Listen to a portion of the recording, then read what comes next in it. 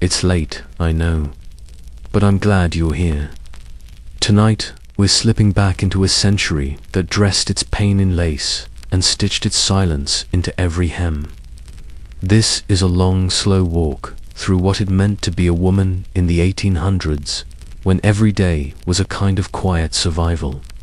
No rights, no voice, no anesthesia, just corsets, childbirth, and the unbearable decorum of pretending it was all perfectly fine.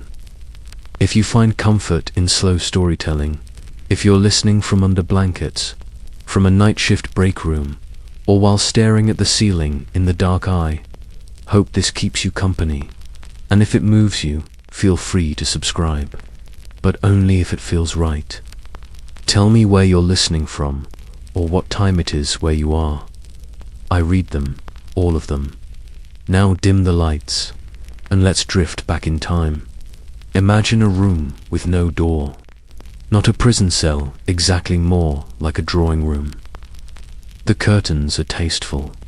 There is a piano that no one is allowed to play badly.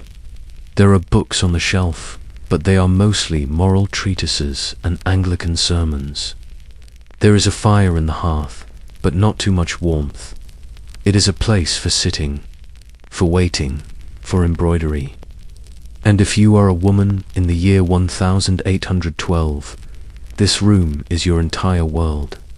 You are not allowed to vote, not allowed to own property if you are married, not allowed to speak in court, not allowed, most importantly, to be loud. A good woman is quiet. A good woman is still. She is an echo chamber for the wants of others. In novels, they'll call this a life of refinement. They will write that she was accomplished, that she played the pianoforte and spoke some French and poured tea with grace. These things are true, but they are the window dressing of a much colder truth. She was trapped. Now, I know the word trapped is a strong one, but I want you to sit with it. Not in the dramatic sense, there are no chains here, no bars, but think instead of what it feels like to be constantly observed, to have your worth measured by your posture, your tone, the delicacy of your stitchwork, to have no legal identity except through the man you marry, to be told that pain is normal, that your suffering is ladylike, that your silence is holy. You could read, but not too much. You could write, but not for money. You could think, but only if those thoughts did not escape your lips at the dinner table. You could want things, of course, but very quietly, and if you dreamed, best to sew that dream into a sampler and hang it on the nursery wall. Your daughters would grow up looking at it, and they too would learn how to dream quietly. This was not a mistake. This was the system. By 1812, the laws in most Western countries had long since folded women into the legal identity of their husbands. In England, under the doctrine of coverture, a woman ceased to legally exist once married. Her body, her property, even her children all became his. Marriage was not a partnership. It was a legal merger, and you were the asset. And if your husband turned violent, or unkind, or simply bored, you stayed, because you had nowhere else to go. That's where we begin tonight. In a room with no door, not a prison cell, not exactly, but a life too small to turn around in.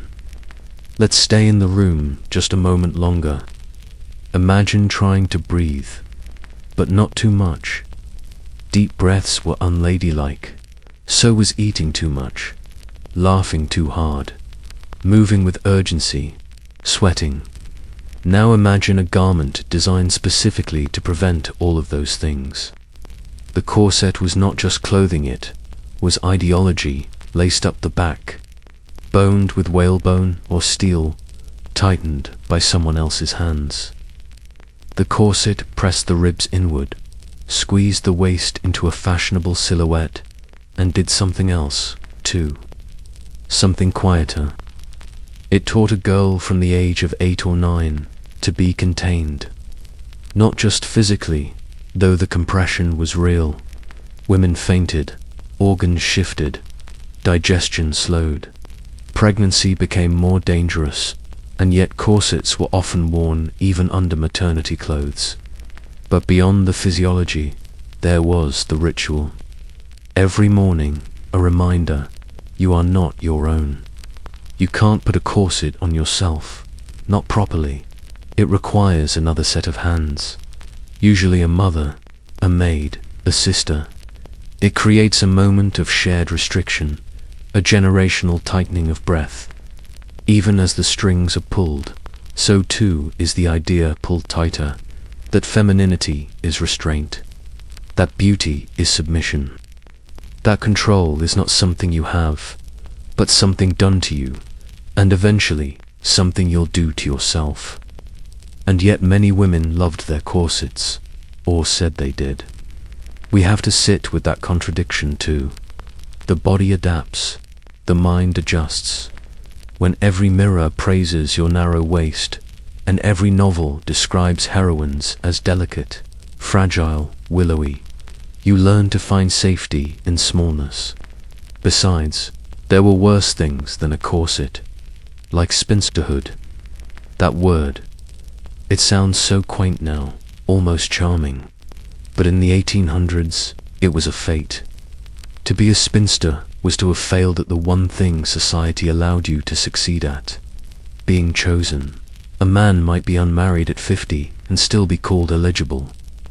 A woman past 30, pitiable, suspicious, tragic. There was no space for alternate narratives, no room to say, I don't want this, because what would you do? You couldn't hold office. You couldn't open a bank account. You couldn't even attend most universities. Marriage was not just romance, it was your only way into the adult world, your only door, and so you walked through it. Whether you loved him or not, whether you were ready or not, whether he was kind or not. And then, of course, came the children and childbirth. Well, we'll talk about that soon. But for now, just imagine standing at the mirror, breath shallow, fingers trembling, corset drawn tight. Maybe you look beautiful. Maybe you feel powerful. Maybe you've learned to mistake discomfort for dignity. Or maybe it's just another morning, another breath you don't quite take, another piece of yourself you tuck away. There are things we forget on purpose. We forget the tearing, the blood, the way the room spins, the sound a woman makes when her body tries to split itself in two to bring forth life. In the 1800s, childbirth was not a medical event. It was a religious ordeal, a domestic spectacle, a thing done quietly, often at home, often surrounded by other women, sometimes with a midwife, sometimes just with God. No anesthesia, no antibiotics, no sterile gloves. Pain was not just expected, was sacred. Thou shalt bring forth children in sorrow, the scripture said. And sorrow it was. Let me paint it for you. You are in a small bedroom. The shutters are drawn. The sheets are stained. You have been laboring for 23 hours. The pain is beyond words now, beyond screams. You're somewhere between fever and hallucination. A midwife pats your forehead with a cloth and murmurs something. Your husband is not allowed in the room. This is women's work. He waits downstairs, sipping tea, perhaps praying, perhaps pacing, perhaps already choosing a new name if you don't survive, because you might not. 1 in every 200 women in childbirth died. More if you were poor. More still if you had already given birth many times, or if the baby was breech, or if the doctor was careless. Doctor might be a generous term, anyway. Most trained physicians were male, but many had little understanding of germ theory, and even less regard for their patients' pain. The idea of washing hands between patients was controversial, even laughed at. Anesthetics like ether and chloroform wouldn't see broader use until the mid-1800s, and even then they were hotly debated. Queen Victoria used chloroform during the birth of her 8th child, and moralists were scandalized. It was seen as unnatural, unchristian. Pain, after all, was woman's lot, and if you screamed too loudly, they might gag you. Too disruptive, too animal. Your duty was to suffer beautifully. After the birth, if you survived, you were expected to thank everyone, the midwife, the doctor, God, your husband, and then you breastfed. You cleaned. You sat upright in a laced corset again within days. You smiled when visitors came. You kept the baby quiet. If the baby died, a not uncommon outcome, you mourned quietly, too. Mourning was permitted, but only in its proper, feminine register. What does it do to a person to live like that? To carry life inside you, knowing it might kill you, knowing it doesn't even make you important, because even motherhood didn't bring status. It brought more work. If your husband died, the children were not legally yours. If you died, they were buried with a whisper. Tiny coffins. Short prayers. There is something devastating about the ordinariness of it, about how unremarkable it all was. Women died quietly, bled quietly, were buried quietly, and history, being what it is, mostly looked away. But tonight, we are looking. We are sitting beside the bed. We are holding her hand. We are remembering what she could not forget. It's strange how resistance hides in plain sight. If you were a woman in the 1800s, you probably weren't organizing protests. You weren't giving speeches, at least, not publicly. You weren't writing fiery editorials or running for office. But you might have been embroidering, and that too was a kind of rebellion. Sewing was expected. It was domestic, feminine, gentle. A good woman knew how to stitch a hem, darn a sock, mend her husband's trousers. But needlework wasn't always utilitarian. There were samplers, delicate floral arrangements, birds, verses stitched in careful script. At first glance, they looked like quiet affirmations of the domestic ideal. But look closer. A sampler from 1826 reads, "My soul is not confined to thread." Another, stitched by a teenage girl in Massachusetts, "Obedience is the chain, silence, the lock." These weren't slogans, they were seams coming undone. Women stitched their pain, their boredom, their thoughts, sometimes in code, sometimes in plain view. The act of embroidery gave them something rare, time alone with their minds. Hands busy, thoughts unchained. You could think while you stitched. You could imagine a world wider than your parlor. Some women wrote. Many more couldn't. A woman might keep a journal, but it was often read by others' parents, husbands, even visiting clergymen. Privacy was not guaranteed. Self-expression, if it existed, was veiled. You learned to write sideways, metaphorically speaking, to hint, not state, to suggest instead of scream, and sometimes even that was too risky. So they sewed, in the slant of the needle, in the tension of the thread, in the motifs they chose there. It was not freedom, exactly, but defiance. And in the rare instances where a woman did speak loudly, boldly, in public, she was treated like a curiosity, a danger, a disruption of natural order. Harriet Martineau, a deaf woman and one of the earliest female sociologists, was ridiculed for daring to write about economics. Mary Wollstonecraft, who published A Vindication of the Rights of Woman, was remembered less for her work than for being immoral. She had a child out of wedlock. She died giving birth to Mary Shelley, who would go on to write Frankenstein, a novel about a man who creates life and runs from the consequences. Perhaps that's no coincidence. Women were expected to create life, but never be credited for creating ideas. Still, they found ways. A letter hidden in a drawer, a diary beneath a floorboard, a sampler that stitched sorrow into silk. The resistance wasn't loud, but it was everywhere. Even now, some of these objects survive. In museums, in attics, in trunks passed down from grandmother to granddaughter. We look at them and think, how delicate, how sweet. But they were neither. They were messages in a bottle. From women who couldn't say what they felt, but said it anyway. And we too, centuries later, are still deciphering the thread. There is a particular horror in politeness. Not the kind that opens doors or says thank you at the grocer.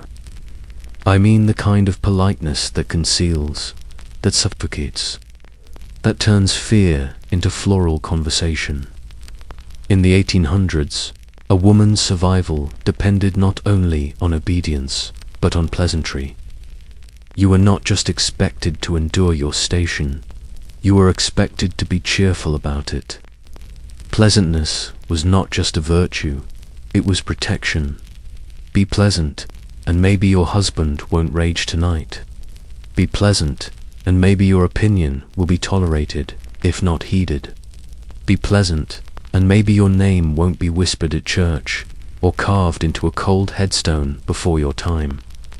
Politeness became armor. Fragile, lovely, lethal.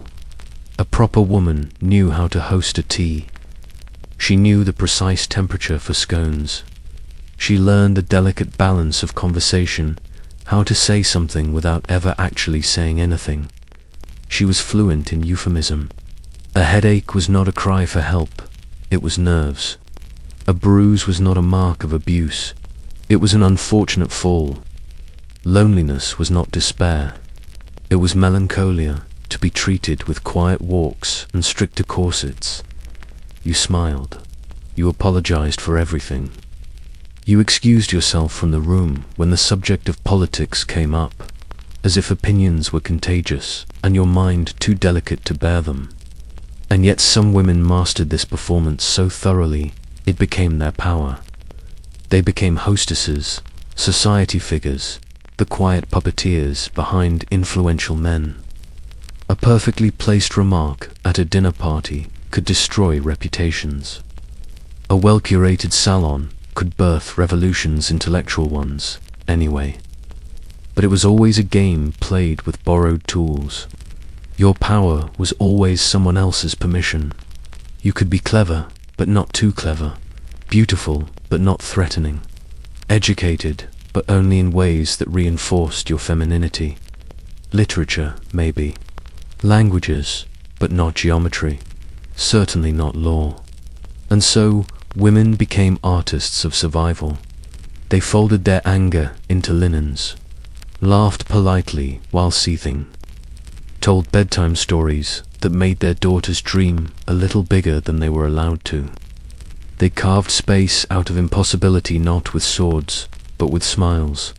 And the terror of it is how many succeeded, how many endured, how many learned to make pain seem elegant, how many cloaked grief in good manners. There's something almost unbearable about it. To sit in a drawing room with perfect posture, perfect hair, perfect manners, and be dying inside. But that's where we end, scene 1. In a place too perfect to be real, too quiet to be kind. A room with flowers on the table, tea in porcelain cups. A woman in the corner, hands folded in her lap, eyes just slightly too still. She smiles, because that's what she's supposed to do. And the cage holds. Every family has ghosts.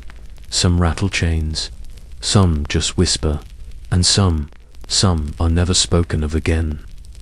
In the 1800s, daughters were often both blessing and burden, precious and disposable.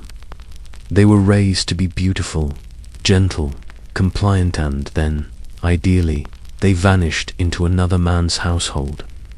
Marriage wasn't just a life event, It was an escape route, a transaction, a passing of property, though no one would say it that way out loud. But not all daughters married, and those who didn't, they disappeared. The unmarried daughter, or spinster, lived in a strange purgatory. She stayed with her family until they'd adore, until her younger siblings' children required an unpaid nursemaid. She had no legal independence, no property, and, in most cases, no name of her own. She was Aunt Clara, Cousin May, the poor dear. Sometimes she taught, if she was lucky. Sometimes she wrote letters on someone else's behalf. Sometimes she embroidered, tended the ill, or disappeared slowly into the walls of the family home. These were the daughters we don't talk about, not because they were shameful, but because they were forgotten. And yet, these women kept things going. They remembered everyone's birthdays, kept the family Bible, knew where the good scissors were, buried everyone, and kept the mourning clothes pressed.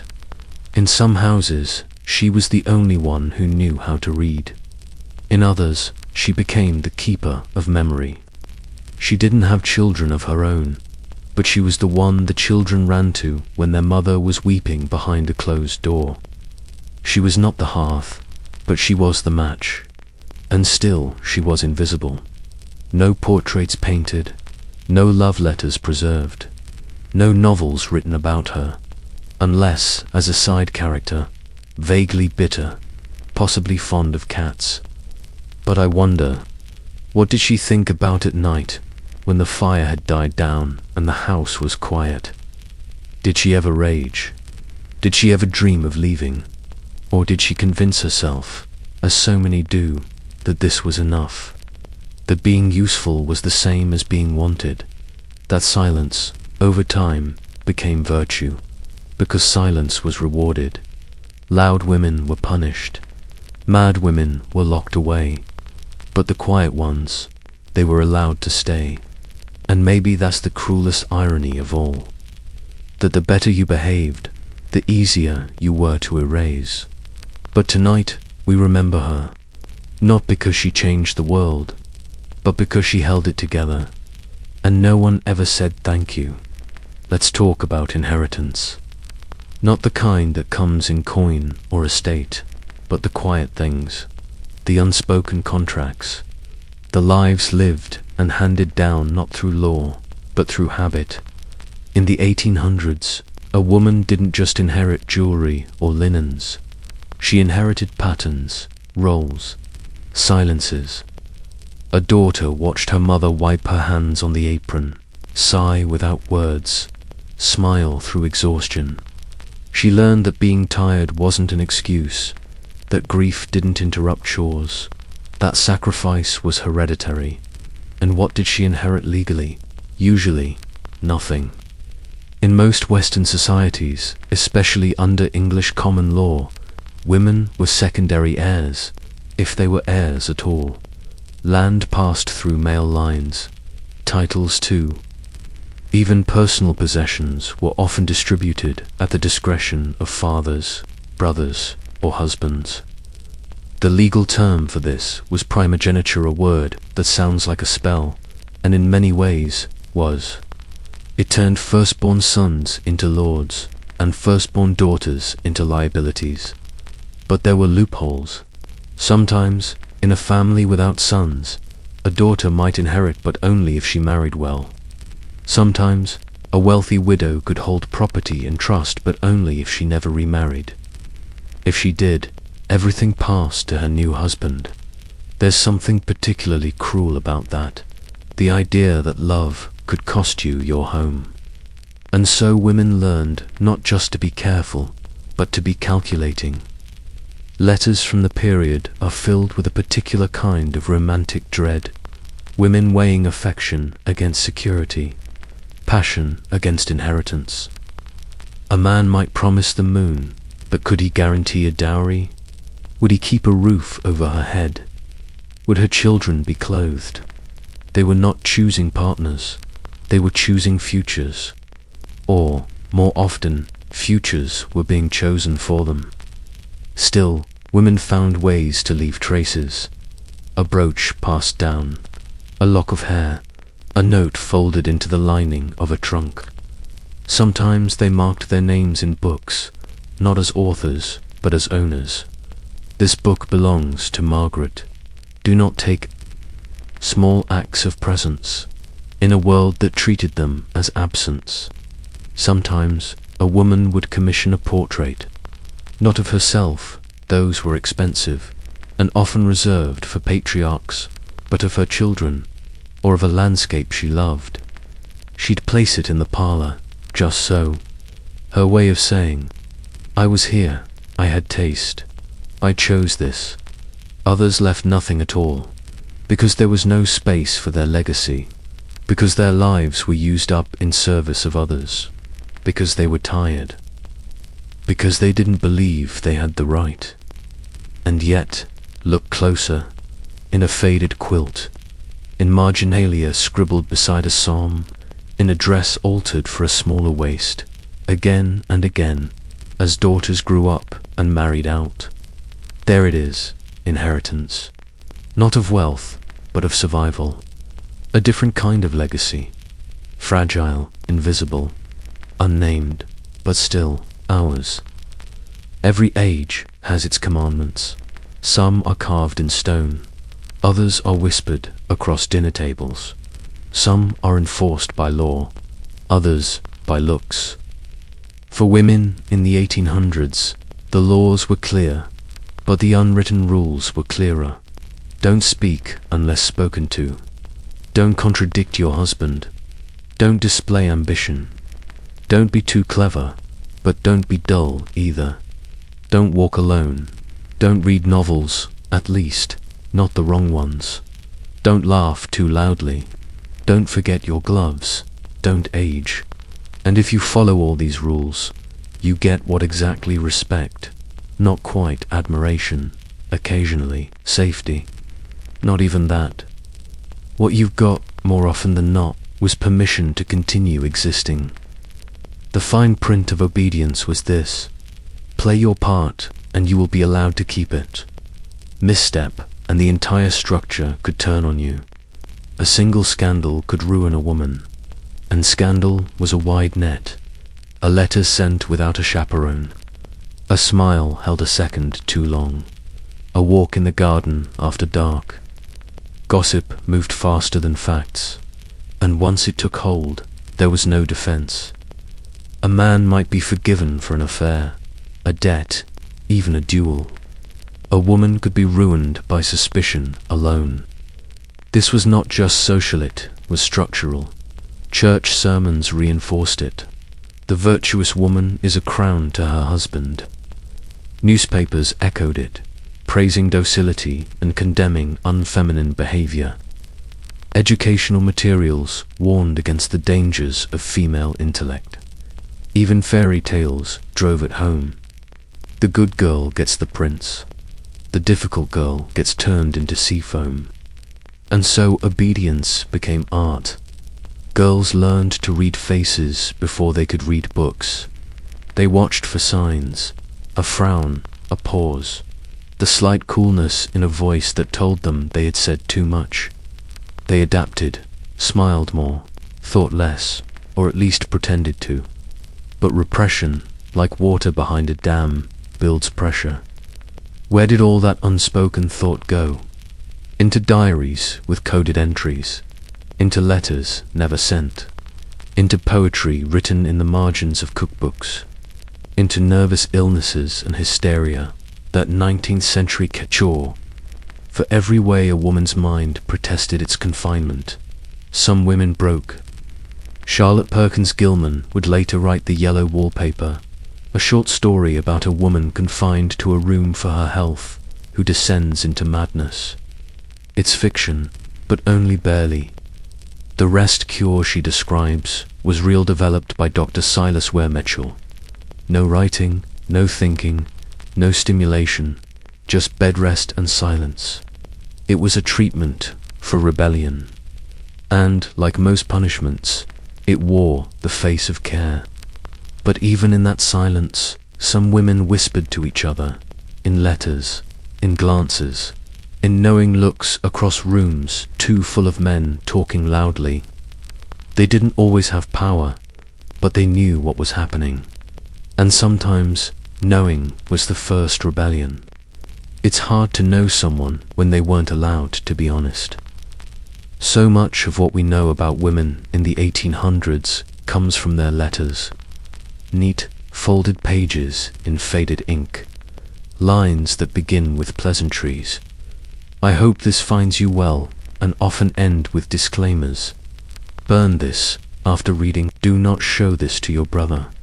Forgive my candor, I am quite tired. They knew. They knew their words might be intercepted, judged, saved, and used against them later. And so they became masters of saying everything while saying almost nothing. But if you read closely, if you let your eyes adjust to the dimness of euphemism, you begin to see the outline of their truth. One woman writes of her melancholia, but what she means is, I am not okay. Another mentions that her husband has a difficult temperament. She means, I am afraid of him. A mother writes to her daughter, I pray your match brings you peace. She means I could not choose mine. I hope you can. There is something unbearably intimate in these letters, not because of what they say, but because of what they risk. In an age where privacy was scarce and reputations were brittle, even a hint of self-revelation felt dangerous. And yet they wrote, two sisters, two friends, two cousins they barely knew. A kind of lifeline stretched across ink and time. Because when you are made invisible, one of the most radical things you can do is leave a trace. Many of these letters have survived, tied with ribbon, stored in trunks, preserved in archives by accident more than intention. Reading them is like eavesdropping on ghosts. You want to reach through time and say, yes, I hear you, I know. But of course you can't. They never expected to be remembered. Especially not like this. They wrote for a moment, not for history, and maybe that's what makes their words hit hardest, not the grand declarations, but the small, personal truths. The kind you only write when you believe no one else is listening. I am tired, one woman writes in 1843. I love my children, but I do not recognize myself anymore. There is no room in this life for thought. Only for doing. She signs it, yours, with fondness and fatigue. That's the voice I can't forget. Not angry, not revolutionary, just real. And so the letters keep coming, from governesses and grieving mothers, from wives in cold marriages, from women with secret joys and invisible wounds. They weren't trying to change the world. They were just trying to be heard. And in reading them now, we give them what they were never granted then, a listener, a witness, a name remembered, even in a whisper. There's a strange kind of architecture in the past. Some houses don't just shelter, they consume. In the 1800s, the home was a woman's domain, but also her confinement. She decorated it, maintained it, kept it running, but she could not leave it freely, could not own it, could not make it her own in any meaningful legal sense. And so the house, despite all its floral wallpaper and carefully stitched curtains, became a velvet trap. Imagine living your entire life inside a single structure, morning to night, year after year, the same rooms, the same routines, your footsteps mapped into the floorboards like a ghost not yet dead. You rise before everyone else, light the stove, prepare breakfast, wake the children, mend the shirts, dust the parlor, smile when your husband frowns. Make sure nothing is out of place, because a disordered home reflects a disordered woman. And then, night falls. You sit with a lamp, darning socks, or reading the same chapter of scripture you've read 100 times. And as the silence grows thicker, you realize something. You have not seen the outside world in days. You do not remember the last time someone asked how you were. The walls close in not maliciously, just indifferently. A house has no feelings. It keeps the cold out, the rain off the roof, the appearances intact. But it asks everything of you, even your name, sometimes. Women were often referred to by their husbands' titles. Mrs. John Whittaker, the Colonel's wife, not their own names, just echoes of men. Even gravestones did this. Here lies the beloved wife of, no age, no story, no mention of her life beyond her relationship to another, but she lived in that house. She scrubbed those floors. She taught the children to read. She sang lullabies and cried behind pantry doors and knew how to fold napkins in 6 different shapes. She may have loved or not. She may have believed in God or only in ritual. She may have dreamed of leaving or simply numbed the thought away. The house does not remember, but the dust does. The old floorboards creak in the same rhythm she once walked. The garden blooms in places she once planted. Somewhere, deep in a drawer, there is a pressed flower from the day she thought she might be happy again. Somewhere, in the attic, her handwriting still lingers on the back of an envelope. It's not a monument, it's not history, but it's hers. And maybe, just maybe, that's enough to count. We often say marriage and imagine a union. But in the 1800s, marriage was more often a contract. Not a vow whispered between hearts, but a legal arrangement, frigid, public, and deeply asymmetrical. For a man, marriage could be freedom, access to a dowry, to domestic stability, to social status. For a woman, it was frequently the opposite. A narrowing of options, a vanishing of rights. The moment the vows were spoken, something subtle but seismic occurred. She disappeared, not physically. She stood right there in her wedding dress, holding flowers, smiling faintly through the ache in her jaw from the week of forced grins. But in the eyes of the law, the person she had been, Miss Anne Blackwell, unmarried, legal possessor of her own name. Wages and belongings ceased to exist. She became the wife, and under the laws of coverture, everything she owned, including her own body, now belonged to her husband. If she had money before the wedding, it became his. If she worked after marriage rare and frowned upon her wages, belonged to him.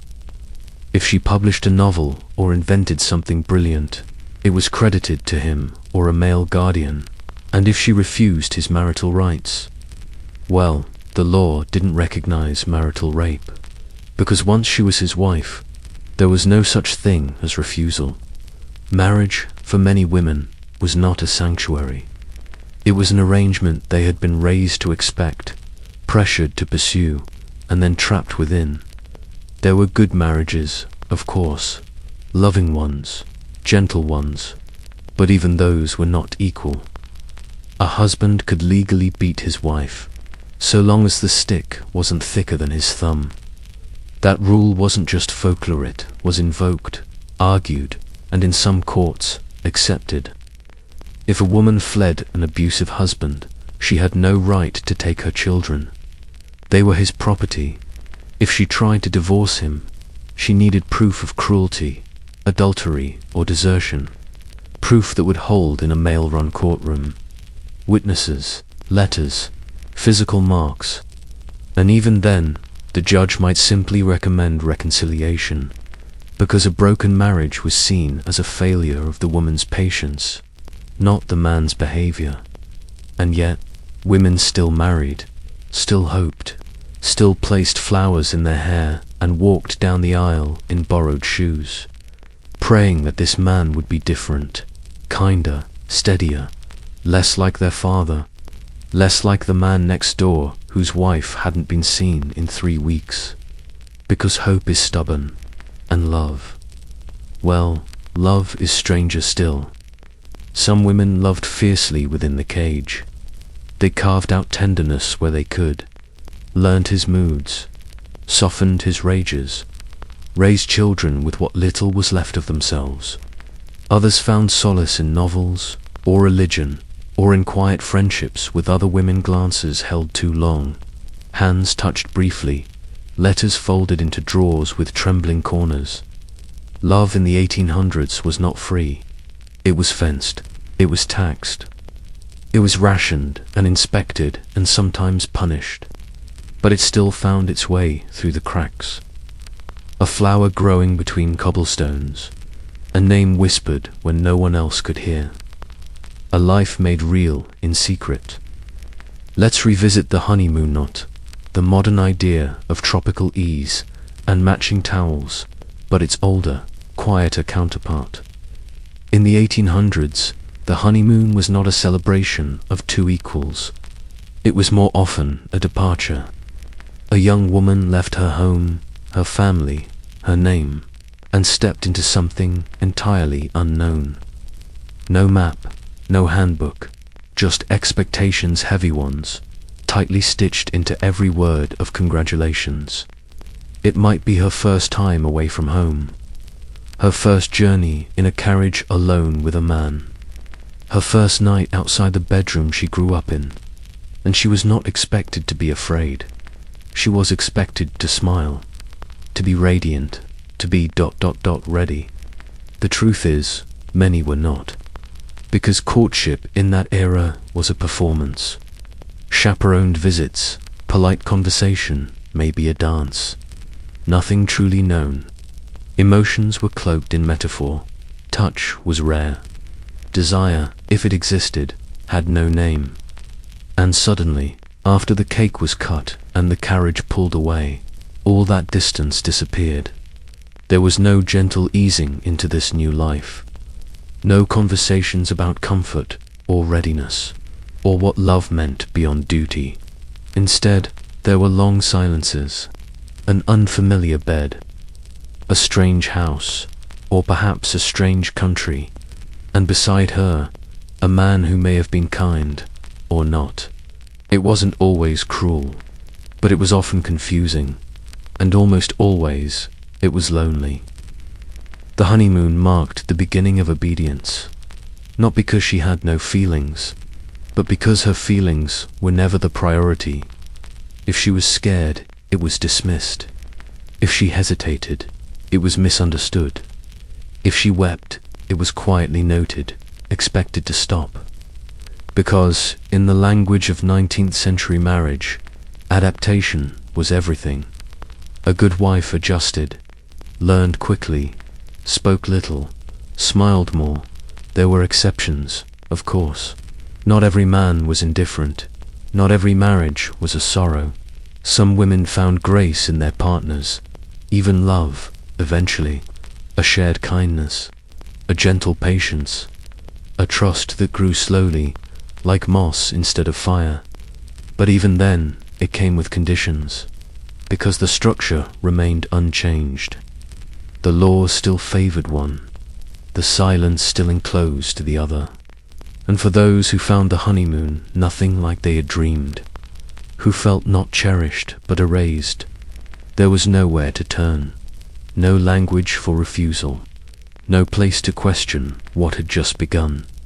So they did what women so often do. They folded the shock into stillness. They wrote letters that said, "He is good to me," even when unsure. They clutched gifts they didn't choose. They dressed for dinner. They smiled for visitors. They gave thanks. They waited for something to feel right. Sometimes it did. Often it didn't. And still, life went on. Because in the 1800s, survival often meant pretending until pretending became indistinguishable from peace.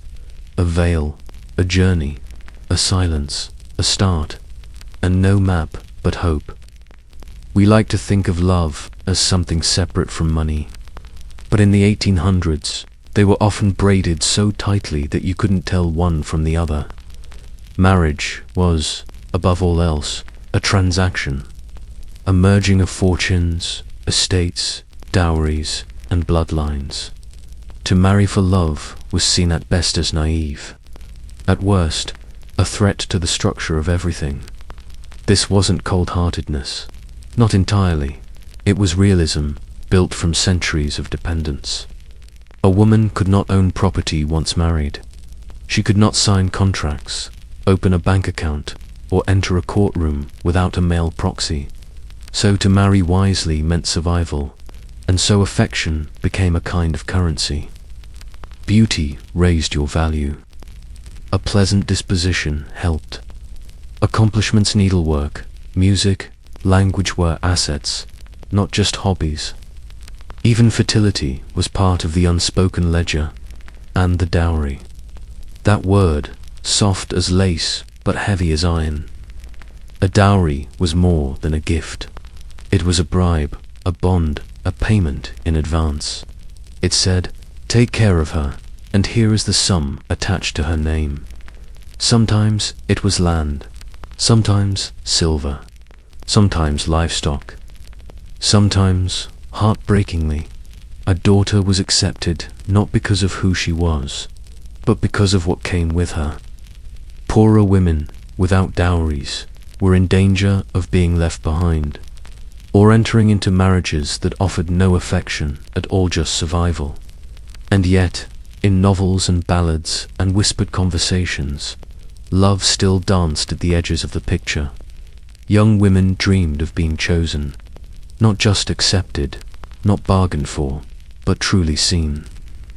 And men, some of them wanted that too. But the pressures were enormous. Marrying beneath you could mean social ruin. Marrying above you could mean a lifetime of insecurity. And always, money hovered like a chaperone in the room. Even affection had rules. A woman was allowed to love, but not too visibly. Too much desire marked her as loose. Too much independence marked her as difficult. She was supposed to blush, to hesitate, to be modest and grateful and sweet. She was not supposed to choose. She was supposed to be chosen. And once married, affection continued to serve the system. A good wife made her husband feel powerful. She smiled at his stories. She forgave his silences. She raised his children, soothed his ego, made his home a sanctuary, if it wasn't one for her. Affection, in other words, was often a form of labor, unpaid, expected, exhausting, but not always empty. There are letters from this era, private ones, unsent ones, that speak of deep, complicated love. A wife who tended her husband through illness with more tenderness than law required. A man who, despite his power, deferred to his wife's intelligence in every decision. Couples who forged connection not in defiance of the system, but in the small spaces between its teeth. Love was not impossible. It was just heavily taxed. And, like any taxed thing, it learned to survive in the margins. In a century that worshipped order, female emotion was considered suspicious. Too much joy, flighty. Too much sadness, melancholic. Too much anger, hysterical. The word hysteria is worth pausing over. It comes from the Greek hystera, meaning uterus. The belief, held well into the 1800s, was that the womb could wander inside the body, causing chaos, confusion, and unruly behavior. A woman weeping in the garden, her womb had perhaps strayed. A woman refusing her husband's advances, the uterus again. A woman who painted or read too much, or fell in love with someone inappropriate. Clearly a case of nervous excitement, or worse, madness. There was no shortage of treatments. Cold baths, leeching, isolation, strong teas, weaker arguments, and in severe cases, institutionalization. The asylums of the 19th century were not places of rest. They were warehouses of deviation. Women were admitted for grief that lingered too long, for romantic disappointment, for moral insanity, which could mean anything from refusing to marry to speaking her mind too freely. Doctors documented everything. They wrote about the hysteria of widows, the melancholia of spinsters, the erotic mania of women who showed too much independence, and always the treatment was the same. Silence her, calm her, return her to usefulness. And still, women felt. They fell in love. They grieved. They mourned children and siblings and chances that never came. They suffered miscarriages in silence. They longed for things they couldn't name. They pressed flowers into books and cried in the pantry. They wrote letters they never sent. They developed nervous tics and took long, slow walks until someone noticed and asked what was wrong and then punished them for the answer. Sentiment itself became suspect. Emotions were considered ornamental, acceptable in poetry, inconvenient in conversation. A woman might be praised for her tenderness, but never for her rage. She might be allowed to cry at a funeral, but not at breakfast. She might be indulged in matters of the heart, but never in matters of policy. And yet the century was steeped in feeling. The novels, the songs, the mourning rituals, the portraits, every surface glossed with sentiment. But it had to be controlled, beautiful, contained. A woman could feel, yes, but only in ways that didn't trouble the men around her. And so love, in its rawest forms, became dangerous and madness. Madness became a diagnosis for any woman who dared to live too loudly inside her own heart. Sometimes I think about them. The women who sat on velvet settees, hands folded, eyes dimming not from illness, but from being seen and not believed. The women who whispered, "I am not well," and were told, "Don't be silly." The women who scribbled poems on the backs of receipts, or pressed their hands to cool windows and wondered if they were the only ones. They weren't. They just didn't know how to find each other. And so they were called mad. But maybe they were just tired of pretending. It always ends in a wedding. At least, that's what the stories say. The novels of the 1800s, those long, breathless tomes filled with yearning and manners and misunderstandings, tend to end at the altar. The dress is white. The suitor is finally softened. The misunderstandings are cleared up.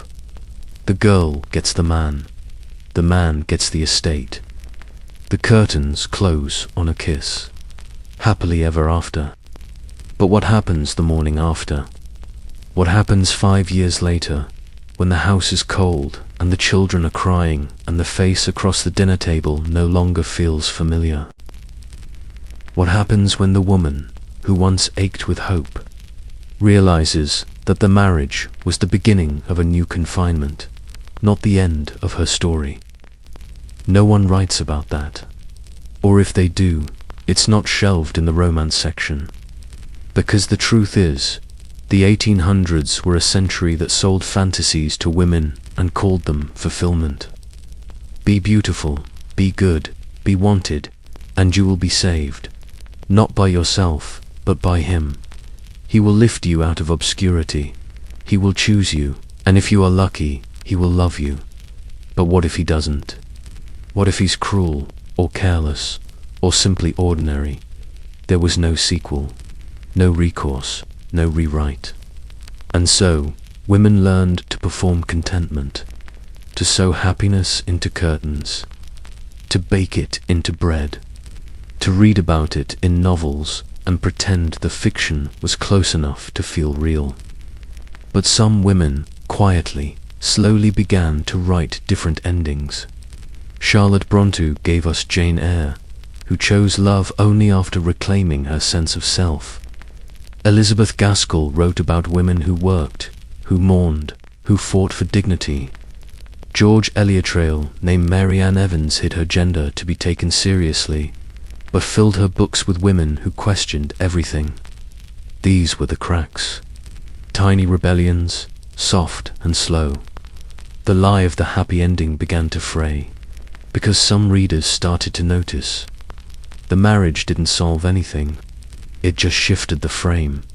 And beyond the altar, there was still a world, a room to wake up in, a man to placate, a life to live. The real endings weren't tidy. They were aching and ambiguous and sometimes even empty. And still, women lived them with grace, with bitterness, with hope, with resignation. They lived them in silence, in journals, in lullabies sung too softly, in letters that ended with "please, burn this." And maybe maybe they lived them well, not happily, not ever after, but fully. And that, in the end, might be the most subversive thing of all. When we say someone doesn't work, what do we mean? Do we mean they don't earn wages? Or that their labor isn't visible? Or that it simply doesn't count? In the 1800s, women were praised for not working. At least, the right kind of women. The ones with husbands. The ones who stayed home. The ones who looked lovely doing it. To be idle was a privilege, but it was also a performance. And behind the satin curtains of the middle-class parlor, something relentless was happening. Let's look closer. The average married woman in a household of means was told she didn't work. And yet, she woke before dawn. She oversaw servants, planned menus, tracked household accounts, arranged social visits, managed clothing, coordinated schedules, doctored minor illnesses, and raised multiple children, often while being pregnant with another. But because no paycheck arrived in her name, it wasn't called labor. It was called womanly duty. There's something cruel about that phrase. It implies choice and virtue, while removing both. It turns obligation into character. And for many women, it erased the fact that their entire lives were consumed by labor they could never leave behind, be paid for, or retire from. But that was the middle class. For the working class, the story was starker. These women didn't have the luxury of not working. They worked in factories, laundries, kitchens, markets. They rose before the sun and collapsed after dark, hands raw, lungs dust-choked, backs bent from hours over machines or floors or stoves. And still, they were often paid half what a man earned, sometimes less, because a woman's wage was considered supplementary. Her income was a bonus, even when it fed her children, even when it kept the family afloat, even when she had no husband at all. But the math didn't matter. What mattered was perception. The idea that women didn't belong in public labor spaces, that their hands were too delicate, that their minds were too soft, that their place was in the home even if that home was broken, even if that home needed money, even if that home no longer existed. So, women did what they always did. They adapted. They became seamstresses, governesses, wet nurses, domestic servants. They took in laundry. They ran boarding houses. They sold flowers. They sold words. They sold themselves. All while being told they were the fairer sex. All while being told they didn't work. The phrase women's work came to mean something gentle, even pretty, embroidery, tea service, nurturing. But the truth was far grimmer. Women's work meant labor without recognition, responsibility without authority, exhaustion without rest. And still, they showed up, every day, with hands that ached, with hope that thinned, with strength that was never called strength, only patience. So, when we say a woman in the 1800s didn't work, maybe we should say she worked constantly. She was just never allowed to stop. Let's walk down the back stairs. The ones not seen in novels, not drawn on architectural plans. Narrow, steep, dusty. These were the stairs servants used, because while the lady of the house poured tea upstairs in silk gloves, another woman just a few years younger or older, or simply less lucky, was downstairs boiling sheets and scrubbing kettles with vinegar and ash. She was the invisible labor, the maid, the cook, the laundress, the girl who lived in. She rose before everyone else. She carried coals. She polished brass until it reflected a version of herself she would never be allowed to become. And when guests arrived, she vanished. Not to be rude, but because to be seen was to break the spell. In many homes, especially among the rising middle class, the presence of servants was an emblem of success, but only if they were discreet, quiet, unnoticed. A well-trained maid could clear a room before the conversation turned to politics. A good cook never needed praise, only silence, and they were mostly women, younger daughters of poor families, orphans, widows, girls from rural towns with calloused hands and perfect posture. Some entered service at 10 or 11, hired out by their parents to earn their keep. Others came in desperation. In Britain alone, domestic service was the single largest employer of women throughout much of the 19th century. But employment didn't mean safety. Many lived where they worked, slept in basements or attics, shared beds, and rarely had time off. Their wages were minimal, their food rationed, their uniforms sometimes provided, sometimes taken from their pay. And then there was the matter of proximity. A maid saw everything, heard everything. The late-night arguments, the locked drawers, the bruises covered with powder. She knew the exact number of brandy bottles consumed in a week. She knew which child cried for its mother in the night, and which child didn't. But she said nothing, because to speak was to be dismissed. To speak was to be accused of insolence, or worse, of being above her station. And still, she persisted. Some climbed the ranks head, housemaid, cook, housekeeper. Some saved scraps from wages to educate younger siblings. Some married but returned to service when husbands failed to provide. Some never left at all, aging into their aprons, beloved by no one but the family dog. Their names rarely appeared in family trees. Their portraits were never painted. They lived in footnotes, and yet the entire house rested on their backs.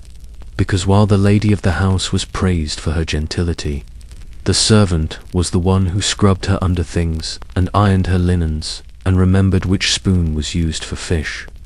One woman was called Graceful, the other was Grace, unrecognized. Both lived under the same roof, breathed at the same air, felt the same winters creep in through the windows. Only one had her name written down. There is no lonelier job than that of the governess. Not quite a servant, not quite family. Hired to be intelligent, refined, well-spoken, but expected never to speak too much. Educated enough to teach, but not to belong. She lived in the margins of the household, a liminal figure, paid to mold the minds of upper-class children, yet denied a chair at the family dinner table. She might teach Latin, history, embroidery, and French, yet she herself was an unspeakable question. What becomes of a woman who has no dowry, no husband, no name to secure her place? Often she was a gentlewoman fallen on hard times, the daughter of a bankrupt clergyman, the orphaned niece of a once prosperous merchant, too refined to be a maid, too poor to do nothing.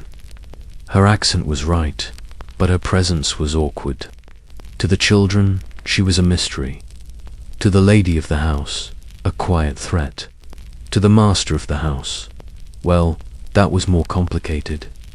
Governesses were expected to be morally upright and above suspicion, and yet they were frequently suspected of flirtation, of pride, of being too familiar, and in countless novels, more than a few ruined reputations, the governess became an object of desire, a figure of fantasy for men and of jealousy for their wives.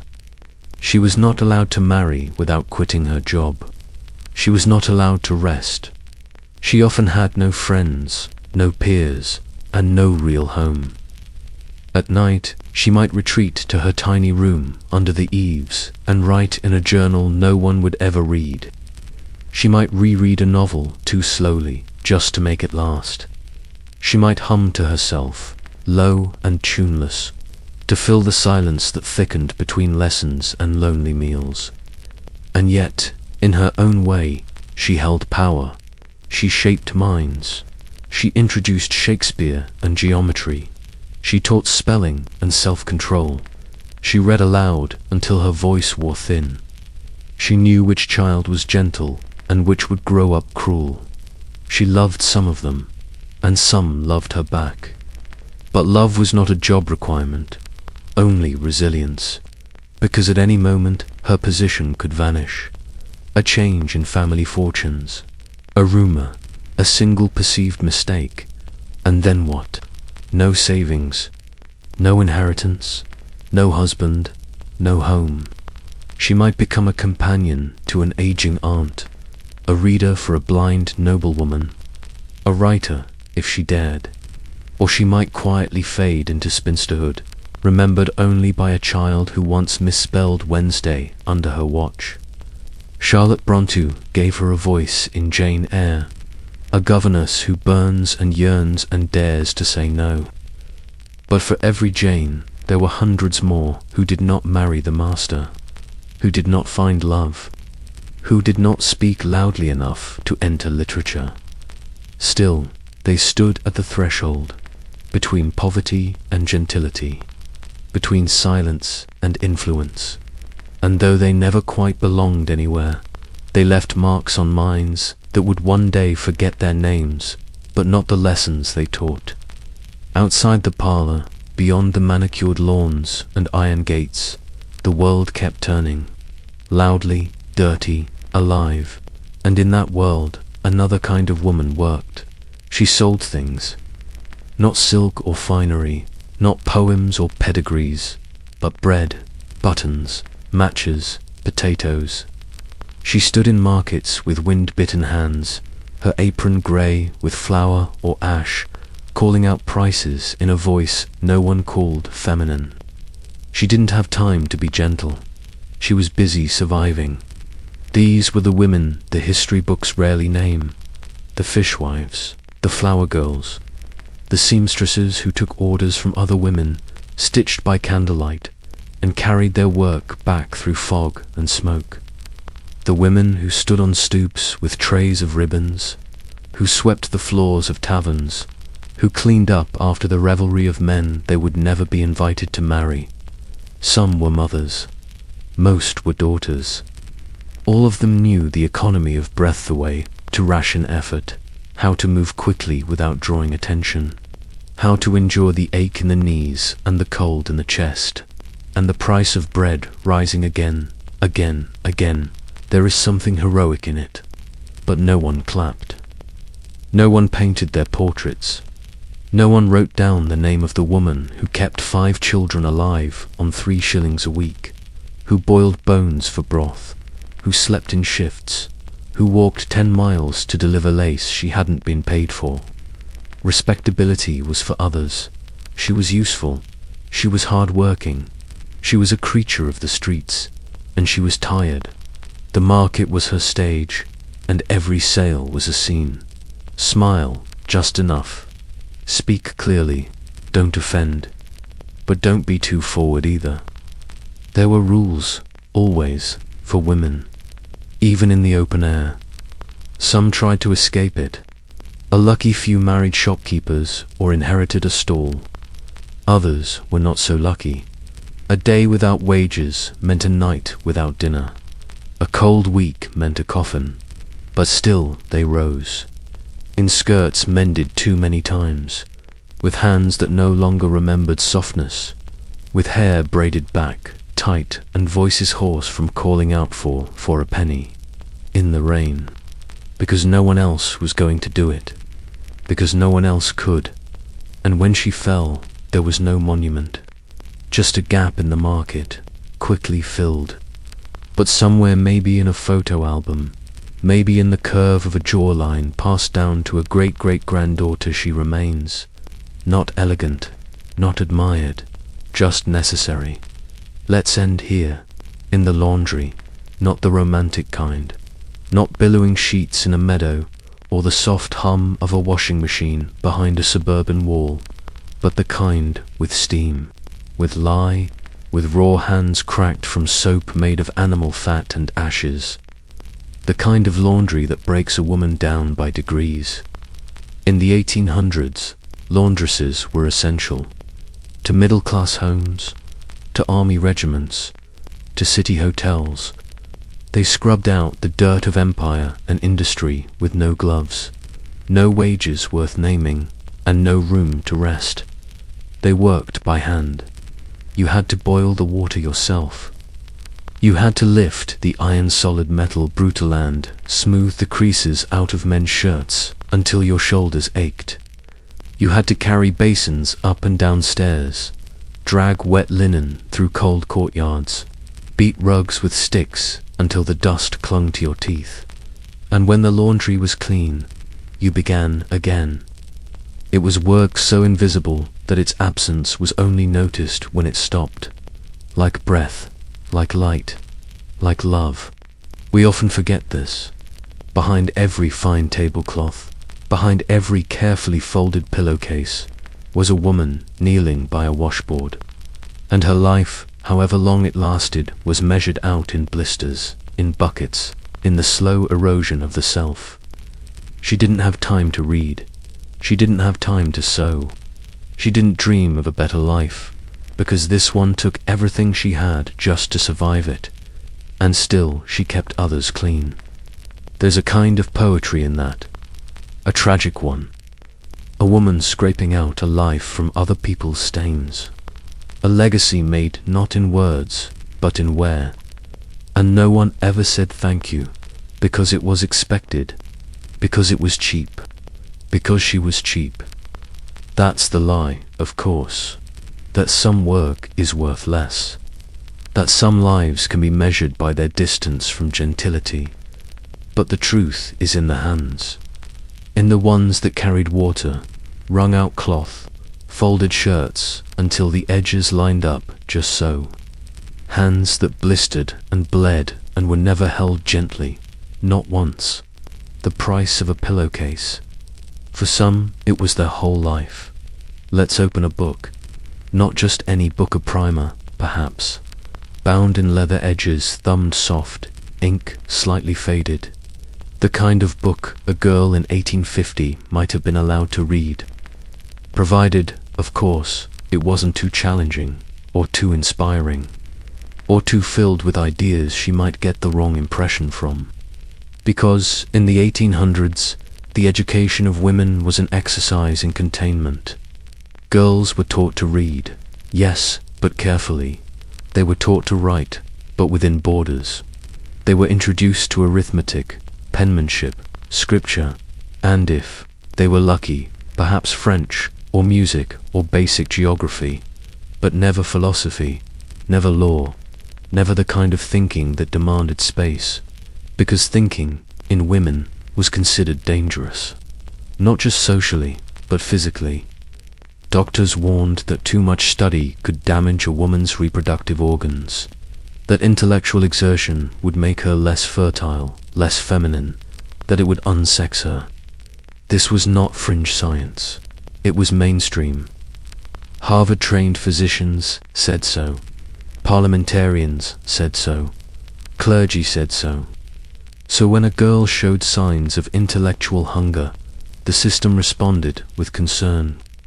She was redirected, softened, retrained to apply her curiosity to safer subjects. Flowers, perhaps.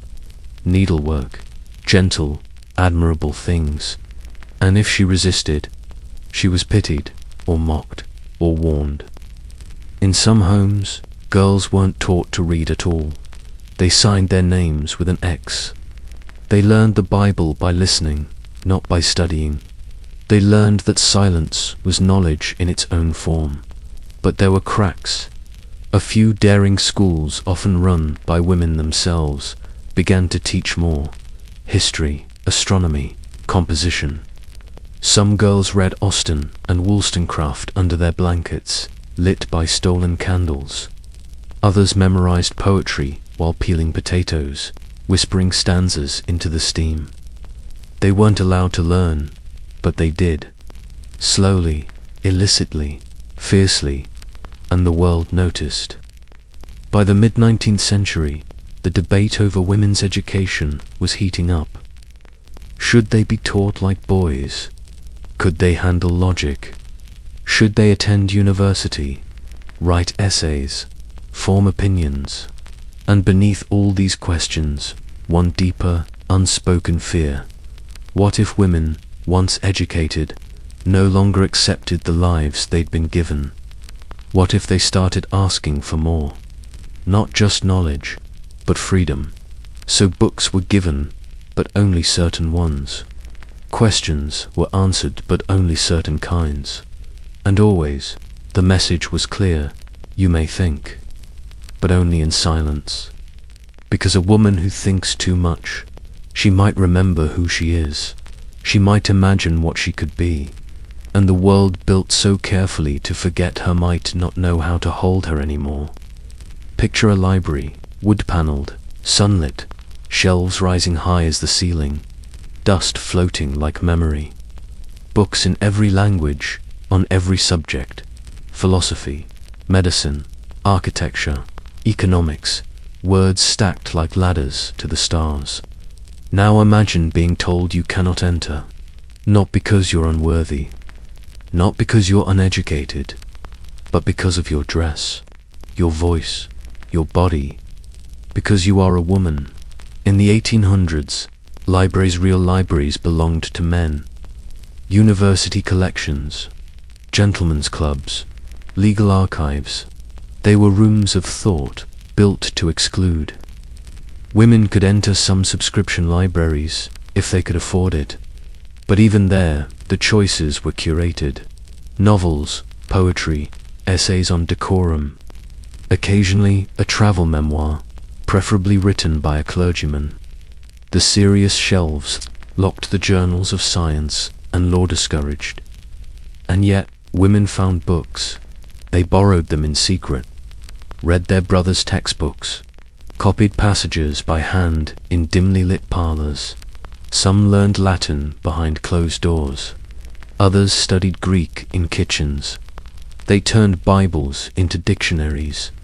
They taught each other when schools would not. They weren't welcome in the academy, so they built their own. Mary Somerville, largely self-taught, published treatises on mathematics and astronomy so clear they became textbooks for men.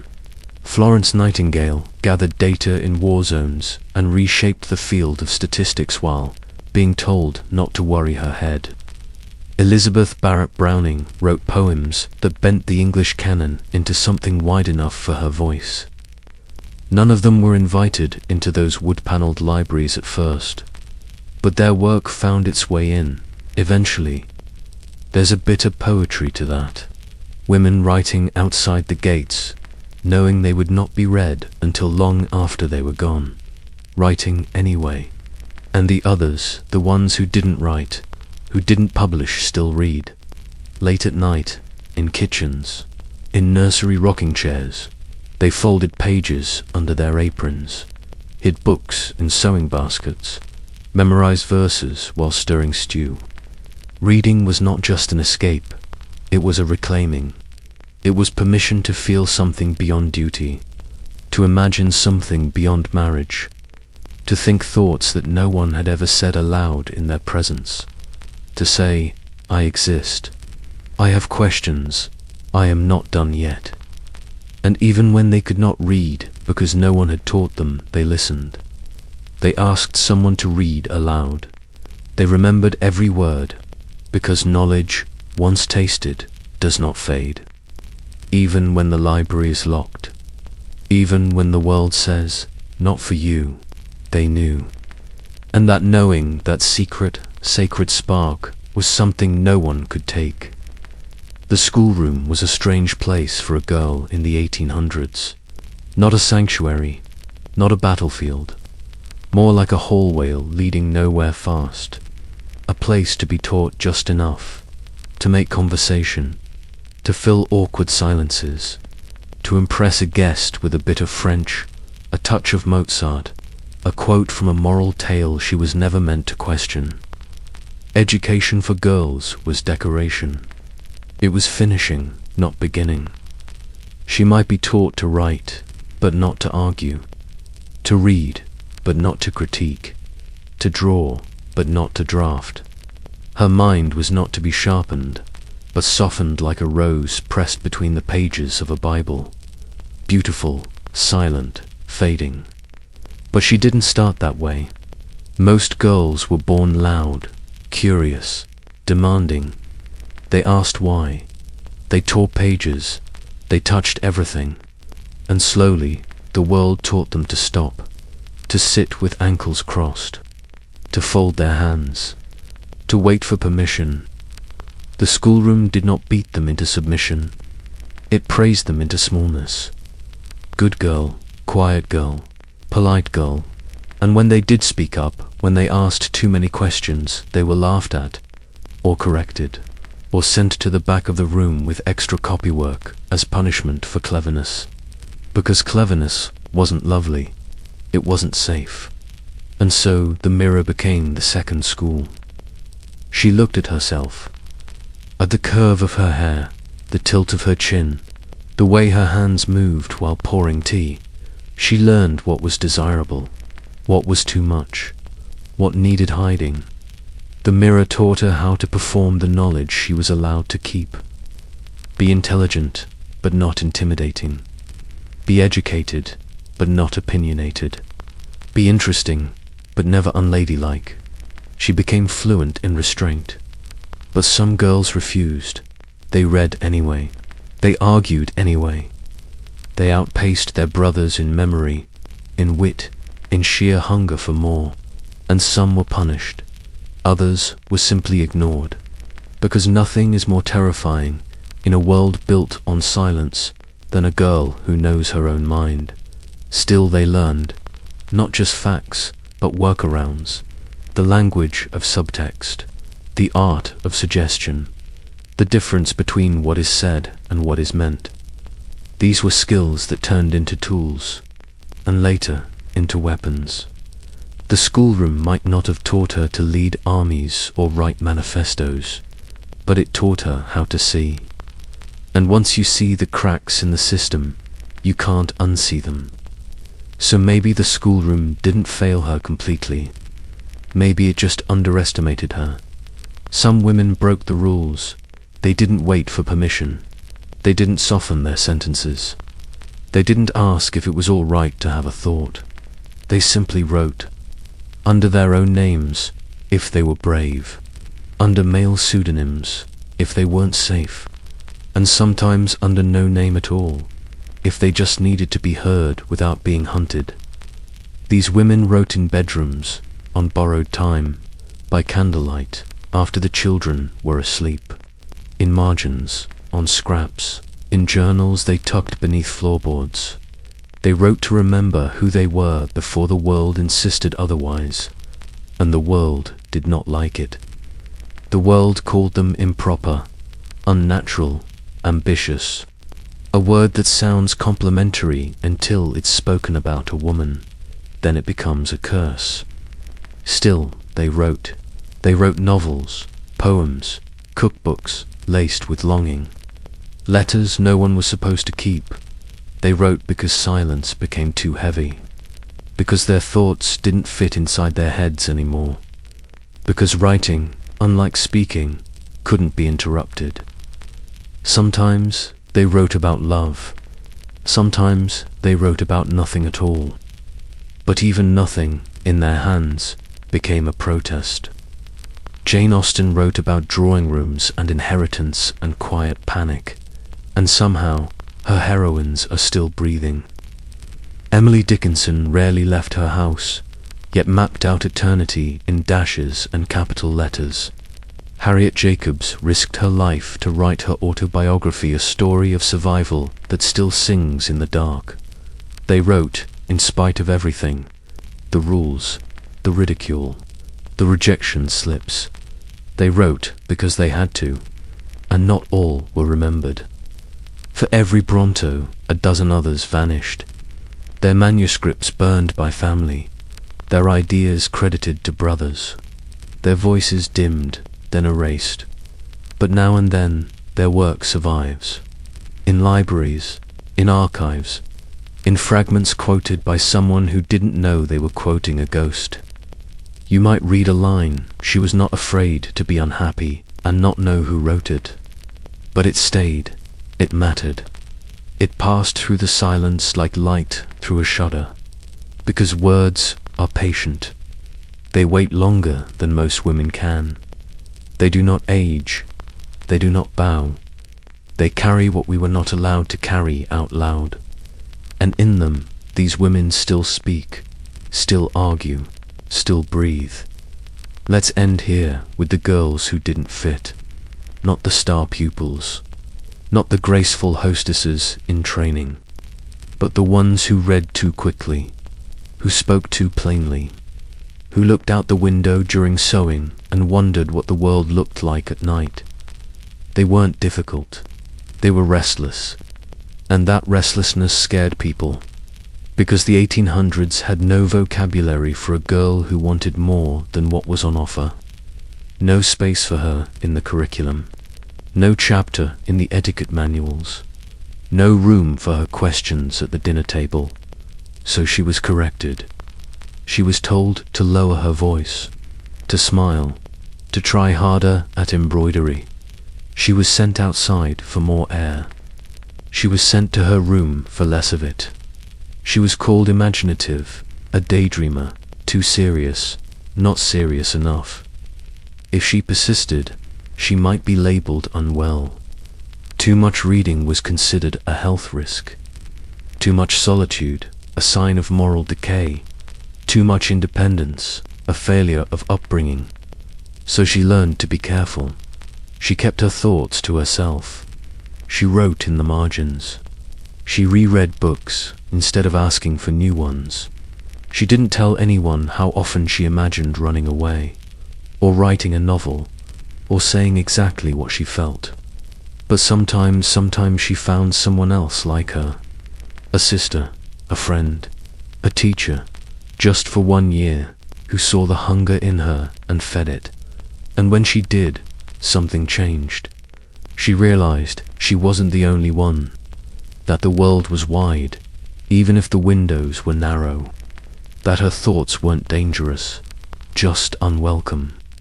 And being unwelcome was not the same as being wrong. Most of these girls didn't grow up to be famous. They married, or they didn't.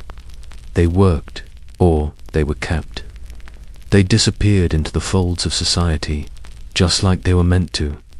But they remembered, and sometimes they passed it on, to a daughter they encouraged to read one more page. To a niece they gave a blank notebook.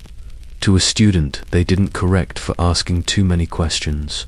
Small acts, barely noticed, but they mattered, because every girl who dared to think in a world that told her not to left a mark, even if it didn't make it into the textbooks, even if her name was never spoken again, she still changed something. She still mattered, and we are the echo.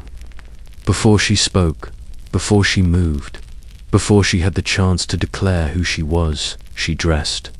And that, for a woman in the 1800s, said everything.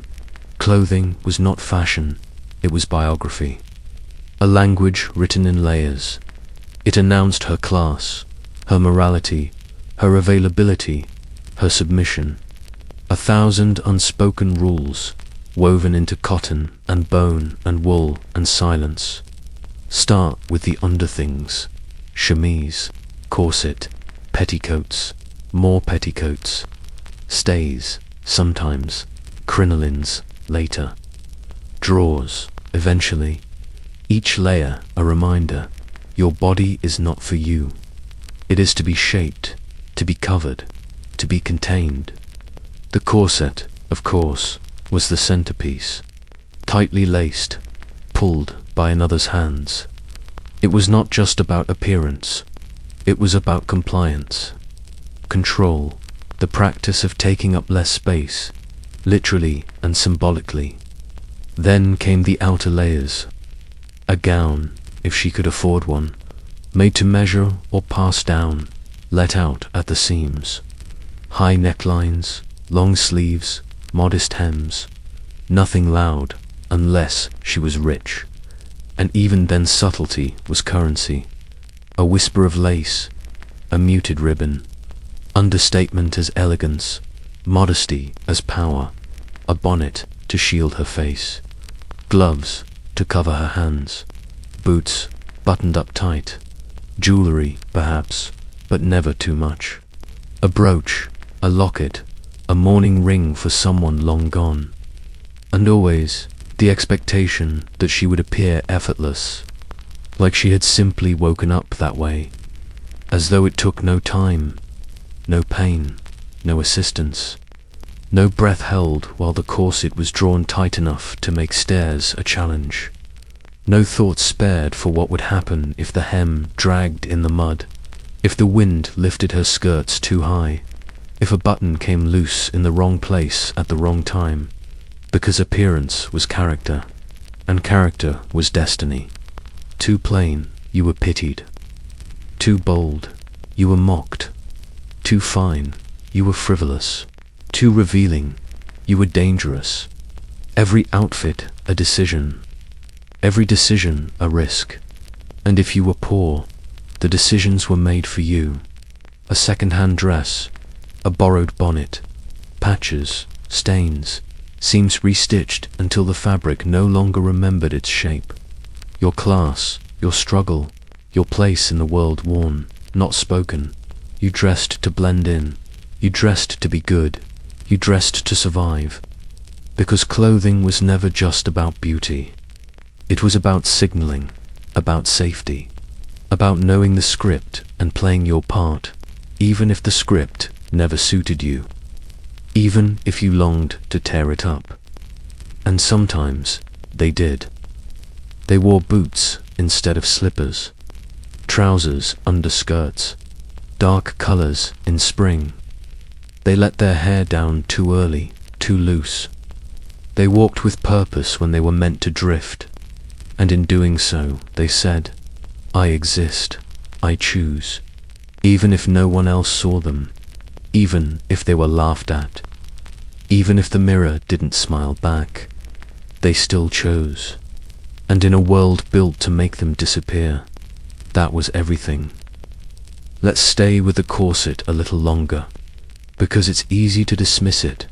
Now's an aesthetic oddity, a bit of historical vanity, a relic of outdated fashion. But for women in the 1800s, the corset was more than just a garment.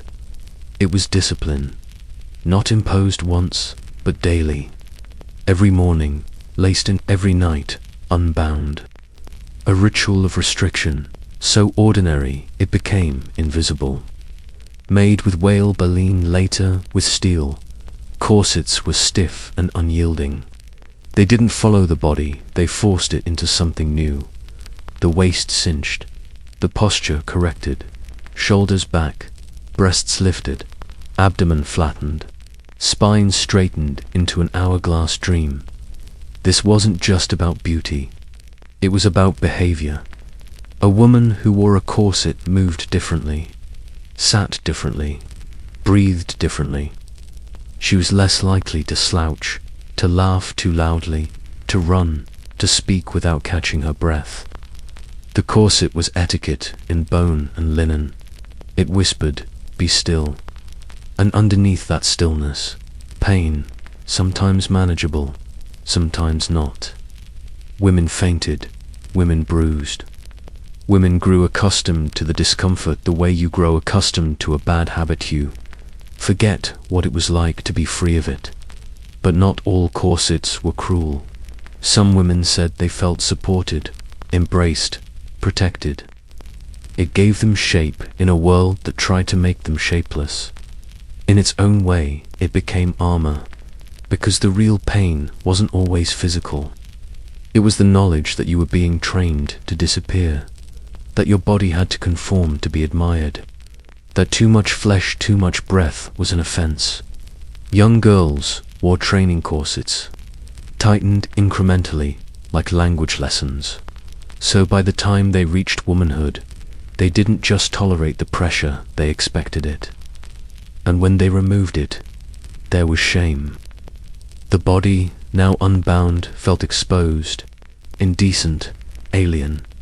Even alone, a woman might lace herself in, not for the gaze of men, but because the corset had become part of her. A second skeleton, a trusted silence. There were rebellions. Some women refused. Others modified Lusar stays, shorter wear, more forgiving fabrics. The rational dress movement emerged, arguing for freedom and function. They were mocked, of course, called radicals, unfeminine, dangerous, because nothing threatens power like a woman who breathes freely.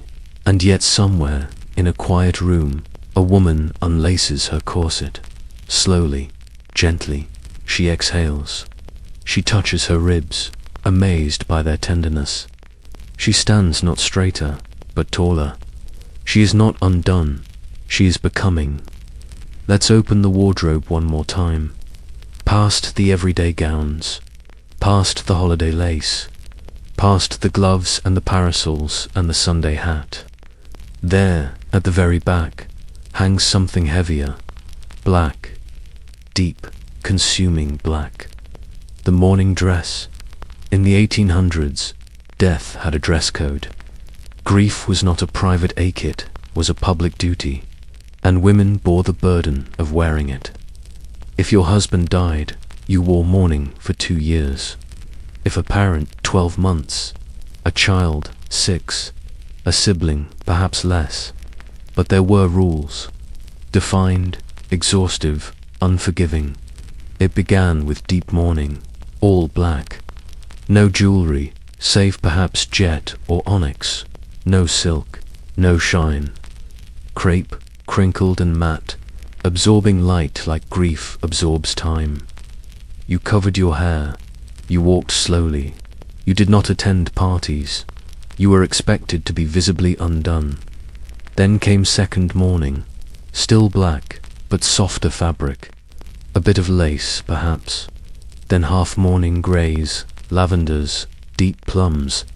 By the end of the cycle, you could rejoin the world, if you made it that far. Some women didn't. They stayed in mourning for decades, or forever. Not because society told them to, but because it had become their language, their identity, their safety. And some never wore black at all, because their loss wasn't recognized. A stillborn child, a friend, a lover never spoken of, a sister sent away. They mourned in silence, in plain dresses, in the way they lingered over old photographs, in the way they refused to laugh quite as loud. But for those who wore it, mourning dress was more than costume. It was communication. It said, "Do not ask me to be cheerful. Do not expect ease. Do not look too closely at the places where I have come undone." It gave them permission to feel what the world often demanded they hide. But it also trapped them. Some women could not afford to mourn. Crepe was expensive, custom gowns even more so. The poorer you were, the less room there was for public sorrow. You grieved quietly, in the same clothes you wore the day before the loss, and then you went back to work.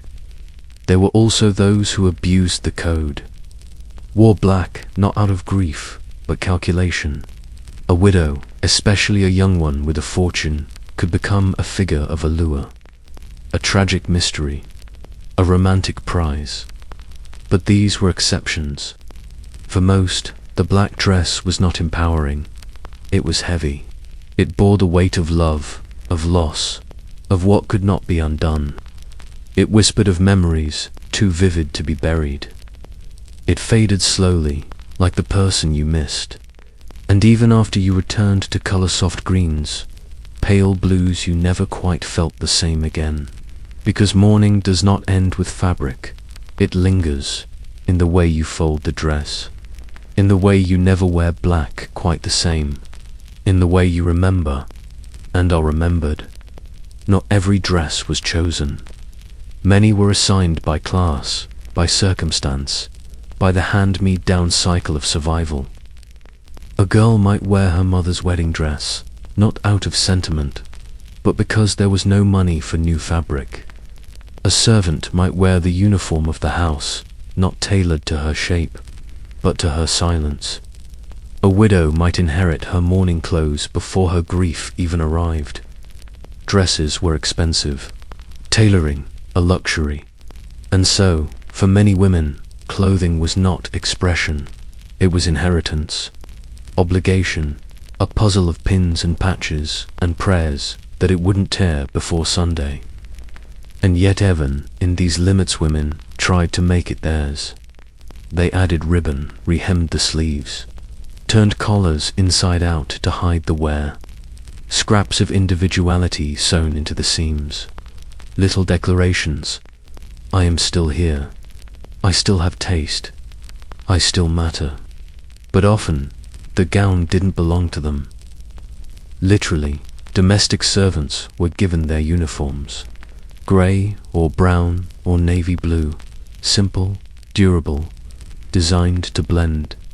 No corsets that shaped, only aprons that covered. You wore what the house allowed, and it reminded you, with every button, who you were not. Governesses faced their own dilemma. Too fine, and they were resented. Too plain, and they were invisible. They lived in the no man's land of fashion, educated but not empowered, polished but not praised, and their clothing walked that line, respectable but never radiant, presentable but never admired. Even among the wealthy, a woman's wardrobe was a reflection of someone else's gaze. A father's approval, a husband's income, a society's expectations. Few women could buy what they wanted, when they wanted, just because it pleased them, and when they could. Even then, it was rarely simple, because every color said something. Every hem length whispered judgment. Fashion was a system of surveillance, cloaked in satin. A girl in red was bold. A woman in white was pure, pretending to be. A neckline too low, a skirt too short. Gossip grew like mildew. So women navigated the rules. They borrowed, they bartered. They remade last year's dresses for this year's trends.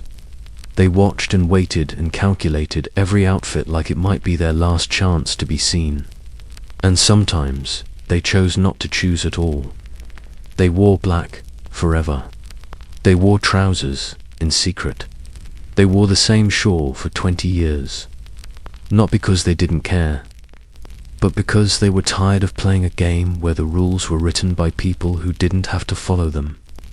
And still, somewhere, a girl unpacks a trunk. She lifts a dress that was never hers. She holds it up to her body. It's too long, too old, too heavy. She puts it on anyway, and suddenly, she belongs to everyone but herself. Let's end where so many days began in front of a mirror. Not a full-length mirror, at least not for most. Those were for the wealthy.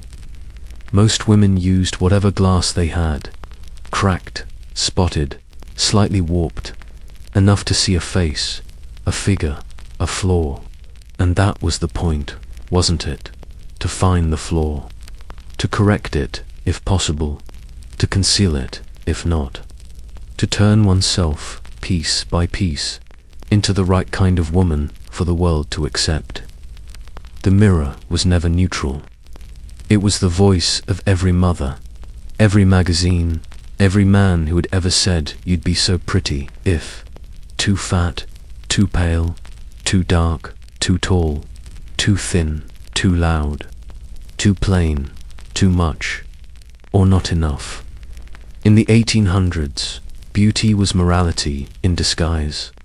A beautiful woman was assumed to be good, a plain one, suspect, and ugliness, however it was defined, was often treated as a failing of character, not luck.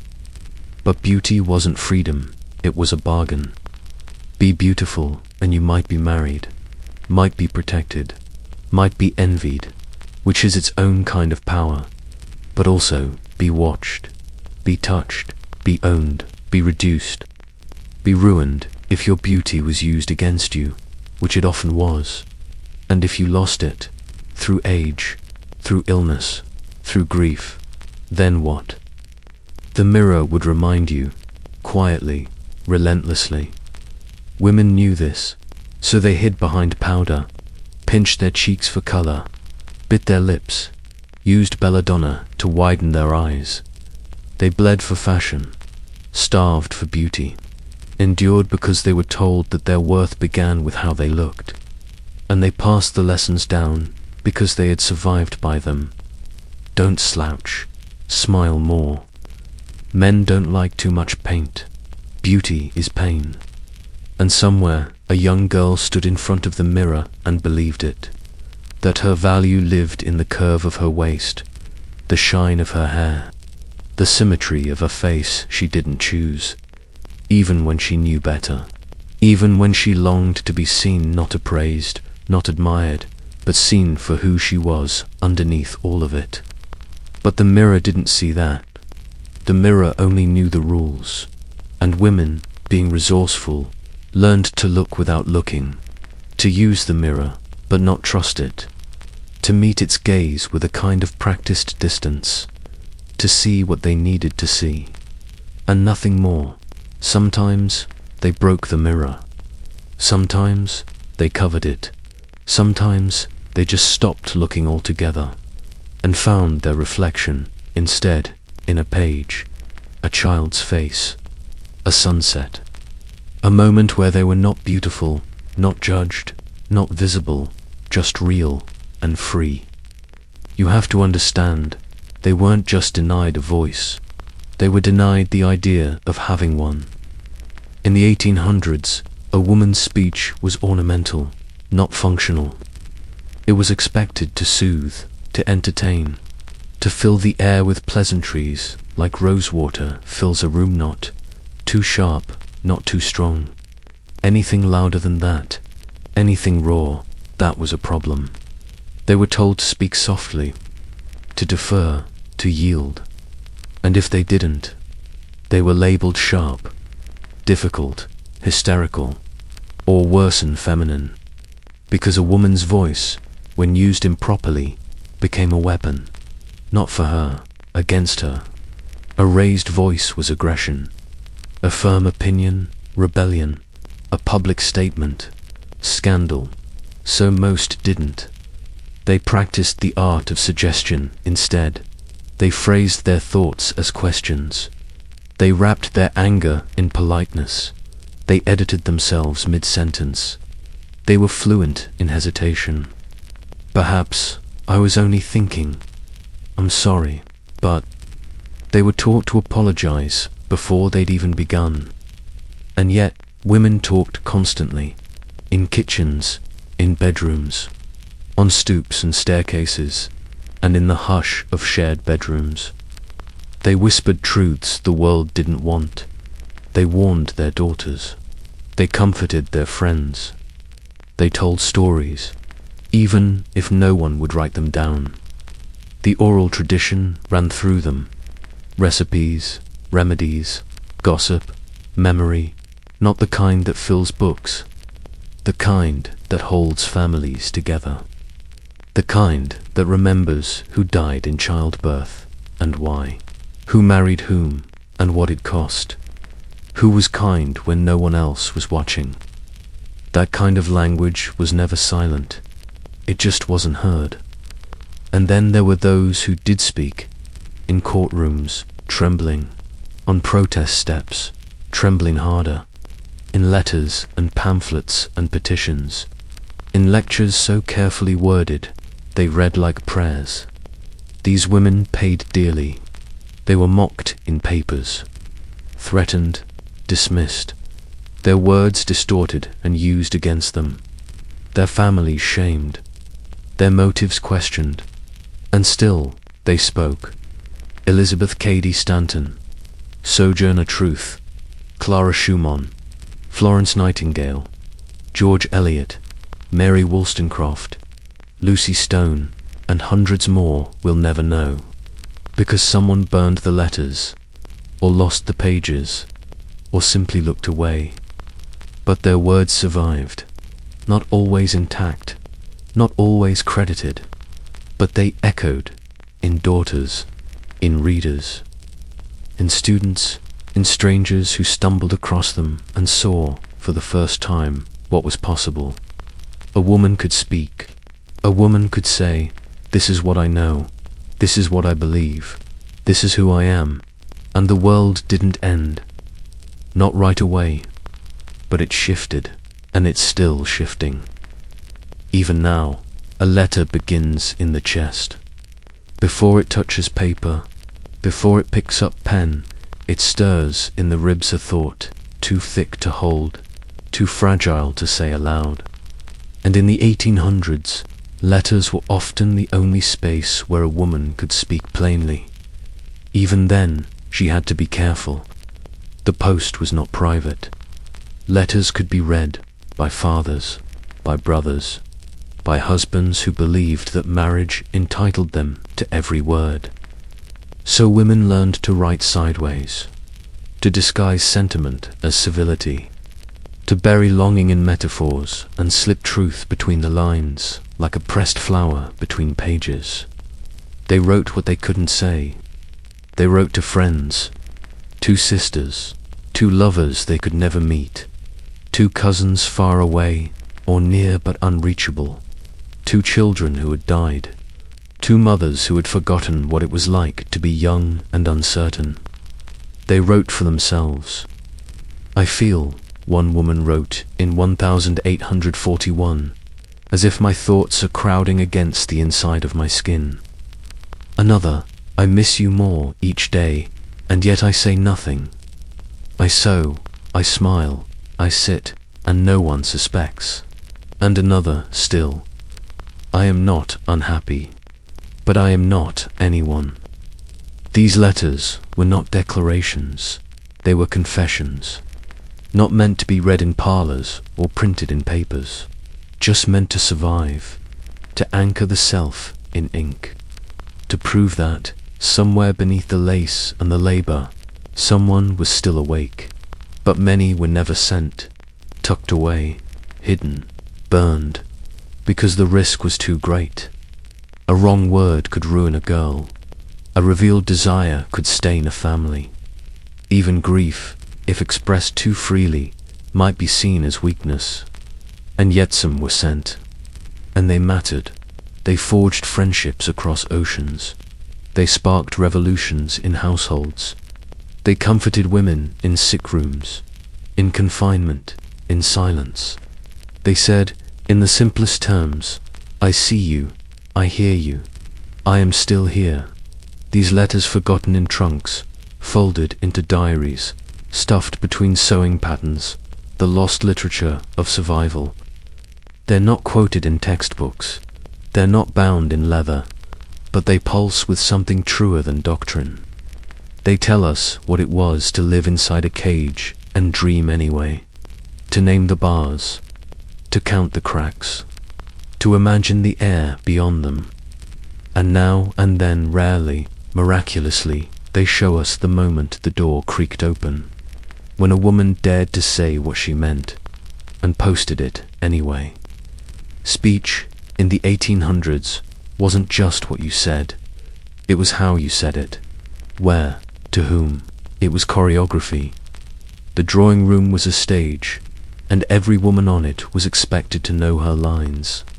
You entered quietly, sat gracefully, spoke sparingly, never too loud, never too fast. You didn't dominate a conversation. You waited for eye contact. You addressed men with deference, older women with admiration, younger ones with practiced humility. The words themselves mattered less than the performance around them. Even your silence had to be tasteful, and in this world of etiquette and expectation, women learned to survive through subtext. They became fluent in half statements, experts at smiling while withholding, masters of implication. A raised eyebrow could mean, "I disagree, but I know better than to say it." A sip of tea could mean, "You've gone too far." A change of subject, a lifeline to someone who didn't know how to escape politely. This was not weakness. This was strategy. Because women were not supposed to win arguments. They were supposed to prevent them, to diffuse, to distract, to dissolve tension before it rose high enough to draw notice. And so they became diplomats of the domestic. They played music instead of raising their voices. They quoted poetry instead of speaking plainly. They told stories with happy endings, even when their lives weren't following the script. And underneath all that, rage, longing, brilliance, unspoken, because directness was not a virtue, it was a risk. You might be called unladylike. You might be asked to leave. You might be laughed at. You might be punished not physically, necessarily, but socially. With cold shoulders, with whisper campaigns, with a slow withdrawal of approval, which, for many women, was the only currency they had. So they learned to speak in riddles, to disagree without being disagreeable, to hide truth inside jokes and comfort inside critique. They said what they needed to say, but in ways that could always be explained away if needed. "Oh, I didn't mean it like that. Just being silly, only a jest." It was exhausting. It was art.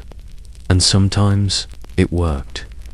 A sister protected, a boundary held, a small act of defiance dressed up in politesse. Sometimes it didn't. The room grew colder. The men grew louder. The women disappeared. But even then, something remained.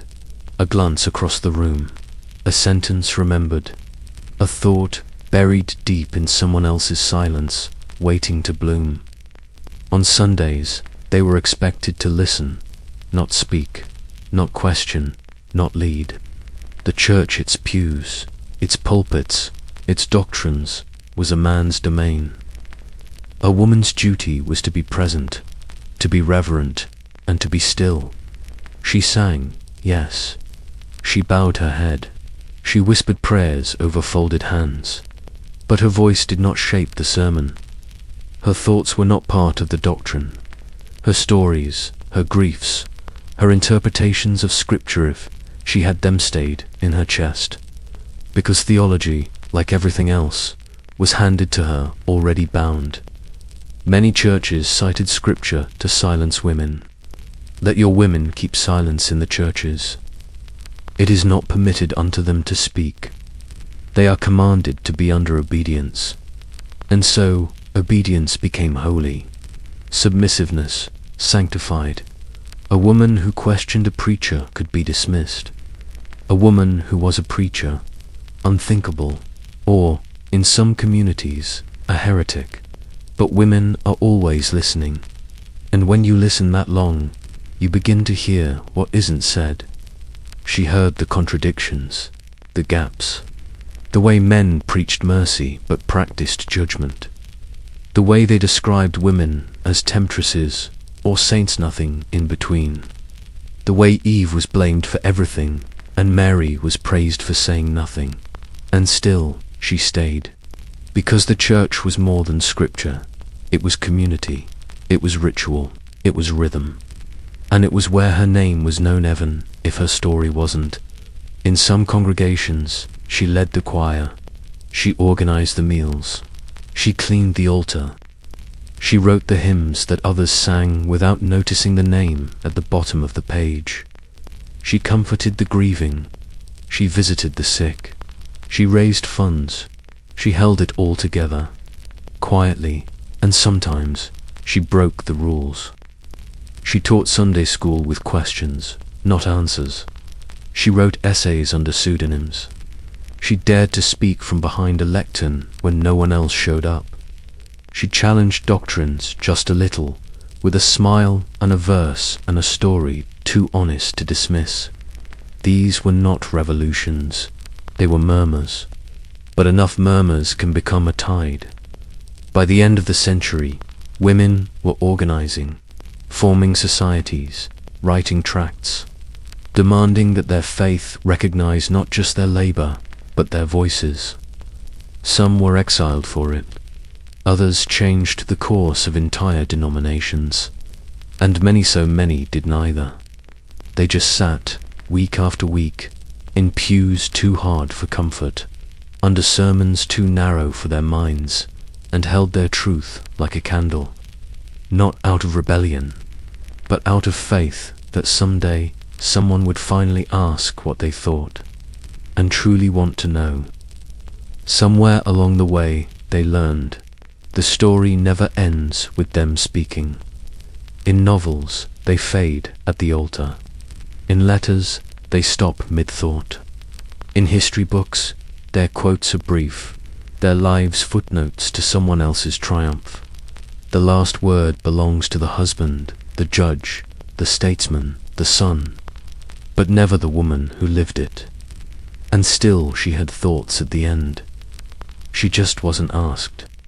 In a hospital bed, in a back room, in a quiet chair by the window, she thought about her children, her regrets, the time she stayed silent when she should have screamed, the time she screamed and no one listened, the dress she loved, the book she never finished, the thing she never got to say. Maybe she whispered it. Maybe it caught in her throat. Maybe she wrote it down and folded it into a Bible no one would open until long after she was gone. We assume death is dignified, silent, cinematic, but many women died the way they lived, in the middle of doing something for someone else, folding laundry, feeding a child, waiting for permission to rest. They didn't get final speeches, they got chores. And so, we don't know their last words. We know what the papers printed, what the neighbors said, what the gravestone carved in stone. But we don't know what she would have said if given the chance, if she'd had a room of her own, if she'd had time, if someone had just asked. Maybe it wouldn't have been a revelation. Maybe just, I was tired, or it wasn't fair, or I loved someone no one knew about. Maybe I forgive him, or I never did, or maybe nothing. Maybe she would have just looked up, met your eyes, and finally said what she'd been holding for years. I'm still here. Because she is. In the stories passed down, in the lullabies sung with her inflection, in the recipes with no measurements, in the phrases you say without knowing where you learned them. She is not just someone you descend from, she is someone who tried to speak, to be heard, to matter. And even though the world didn't give her the last word, she's still speaking, right now, through you. Not every rebellion begins with fire. Some begin with a refusal, a turned back, a door shut gently, a teacup not poured, a yes withheld, a no spoken too softly for anyone to hear it the first time, but spoken again, louder, clearer, until it echoes. In the 1800s, saying no was radical. No to a marriage, no to a corset, no to a second shift of invisible labor, no to Sunday sermons that offered no comfort, No to being touched without tenderness. No to the life everyone else said was natural. Because saying no wasn't just a decision, it was a risk. To defy your father, your husband, your employer, your clergyman, it could cost you your home, your income, your reputation, your safety, your children. But some women did it anyway. Sometimes in grand public ways.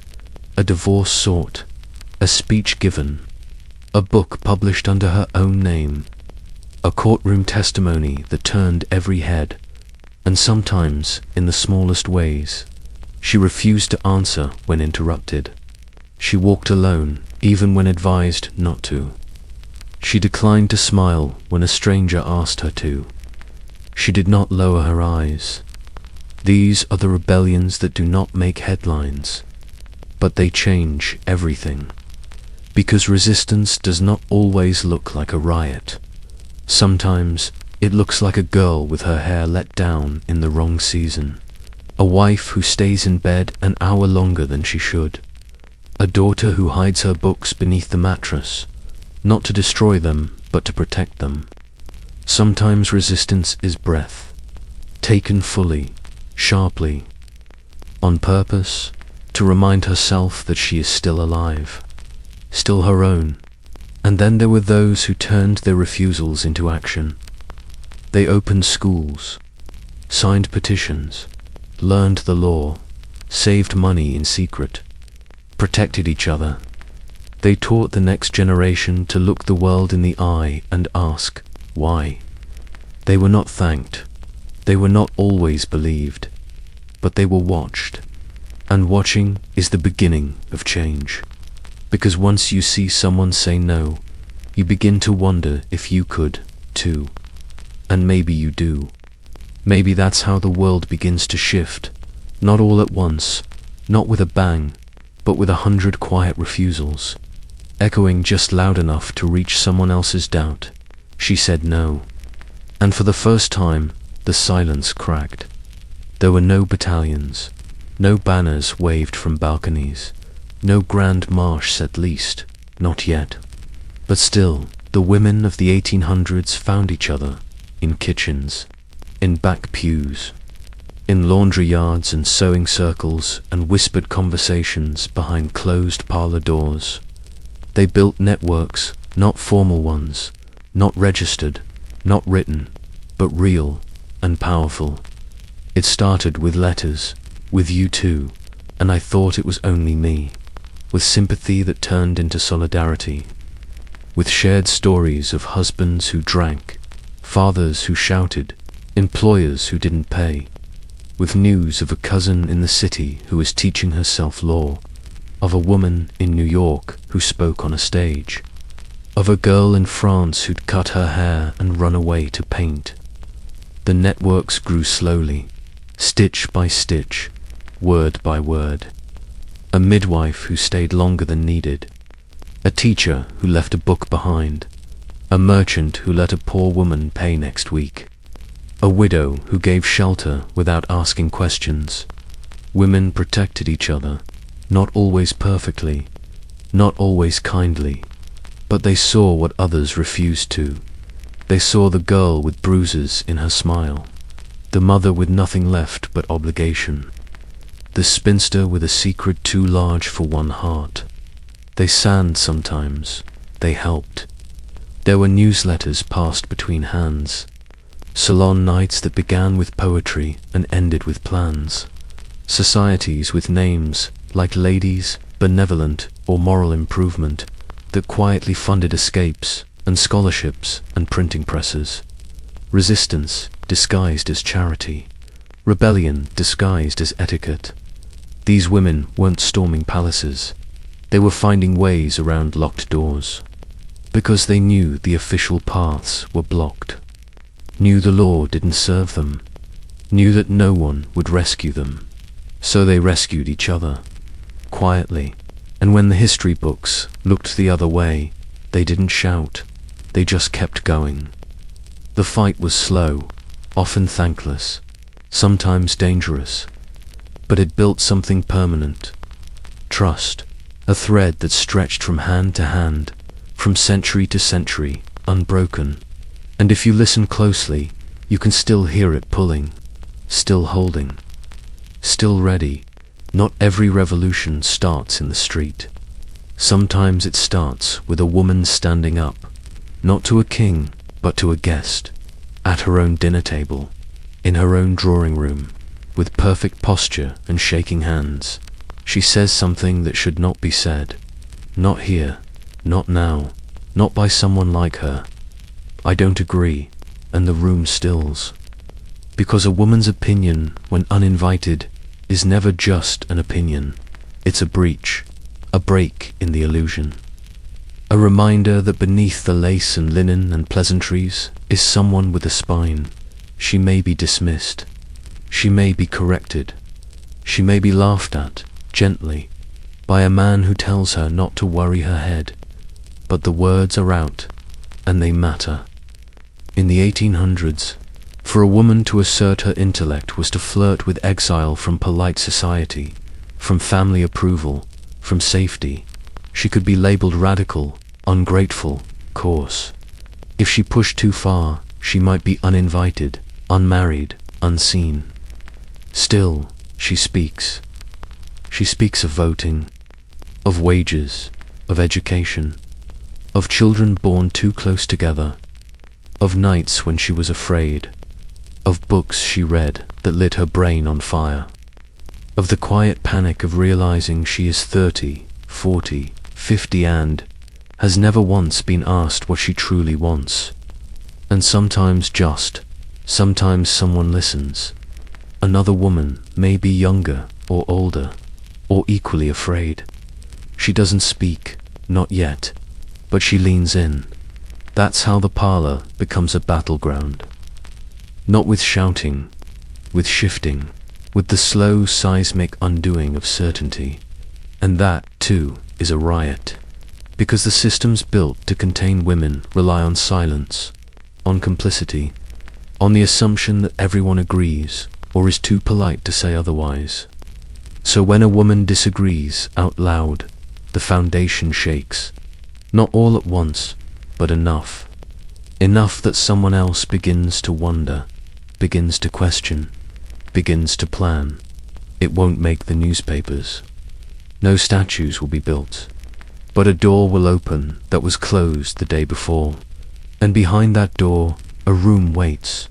Not for tea, not for compliments, for truth. And once it enters, it does not leave. You wouldn't know it to look at her. She looks like every other woman in the painting, bonneted, gloved, composed. Her gown is tasteful, her expression mild. She holds a handkerchief or a fan, perhaps a book of verse.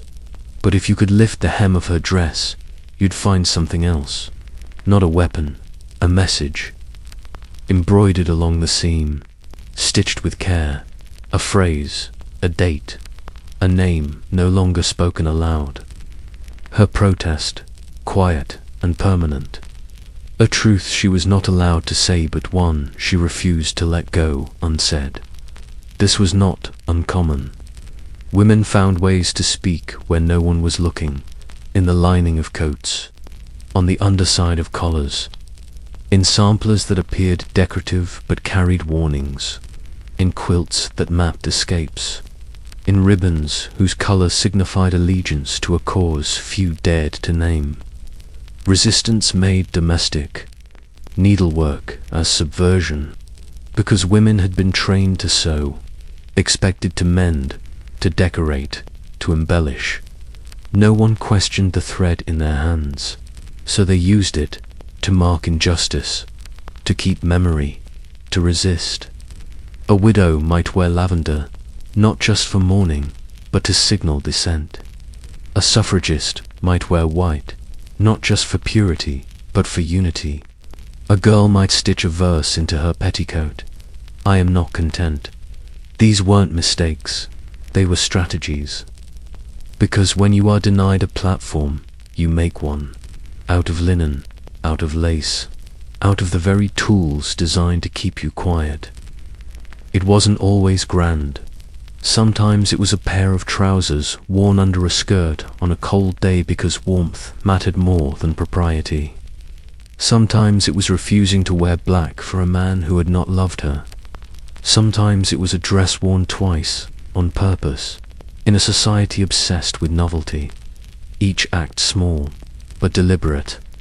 And in a world where obedience was sewn into every sleeve that mattered. She might not have written a manifesto. She might not have stood at a podium. But she moved through the world in clothes that carried her defiance. And that counts. Because rebellion, at its core, is about claiming space. Even if it's only the space between stitch and seam. There were women who followed the rules, yes, but there were also women who didn't. Not with fireworks. Not with banners. But with a kind of steady heat that never went out. A quiet resistance, buried deep, like embers beneath an apron. She might have looked like a housewife. She might have sounded like a governess. She might have lived and died with barely a record to her name. But she burned for justice. For her daughter's right to read. For her sister's right to leave. For her own right to rest. She wanted what all revolutions begin with, something better, and she didn't wait for permission to start. She taught a neighbor's child to write, even when the school said no. She gave money to a cause her husband mocked. She opened her home to a friend between situations, knowing full well that friend had nowhere else to go. She burned her diaries before anyone else could. She left the church when it preached obedience over compassion. She walked out of a room and didn't return. These acts didn't shake empires, but they shook something. And maybe she never saw the change she dreamed of. Maybe she died still waiting, still wondering if it was worth it. But her fire caught in someone younger, in someone watching, in someone she never met but somehow reached across a seam. A sentence, a single moment of shared defiance. And when we remember these women, if we remember them at all, we often focus on what they endured, not what they dared, not how much strength it took just to say, I will not vanish, because the world did not want her to rage. It wanted her to disappear, to be a lovely wife, a quiet sister, a helpful daughter, a good girl. But she wasn't. Not always. And that is what made her powerful. That is why we still feel her heat, even now. Because underneath everything she was told to be, she stayed lit. Even if no one saw her flame. Even if they called it something else, attitude, stubbornness, sin. It was fire. It was hers. And it burned through the silence. It was the expected ending, a wedding. The veil, the vows, the modest kiss. A young woman handed from father to husband like a carefully packed parcel sealed with societal approval. But what if she didn't marry? What if she couldn't? What if she loved the wrong person, or never loved at all? What if she chose her solitude, or simply outlived her options? Then she became something else. A spinster, an old maid. A governess who stayed too long. An aunt who made excellent jam but never had children of her own. A figure pushed to the edge of family portraits. Useful, perhaps, but not central.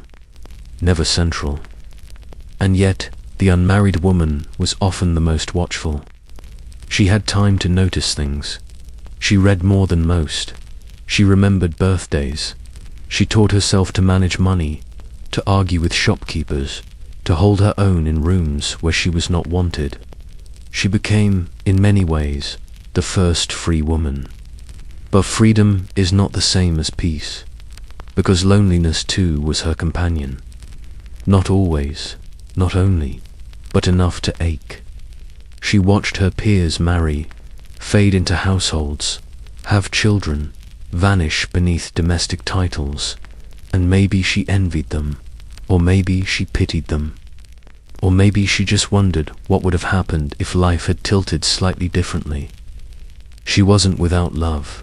She loved fiercely, if not always romantically. She loved a cousin's child like her own. She loved a friend with a depth that dared not speak its name. She loved in letters, in gifts, in gestures that no one else noticed. Sometimes she did love a man, once, quietly, briefly. It wasn't returned, or it was, but couldn't be acted on. Or it was, and was acted on, and ruined her. Sometimes she loved a woman.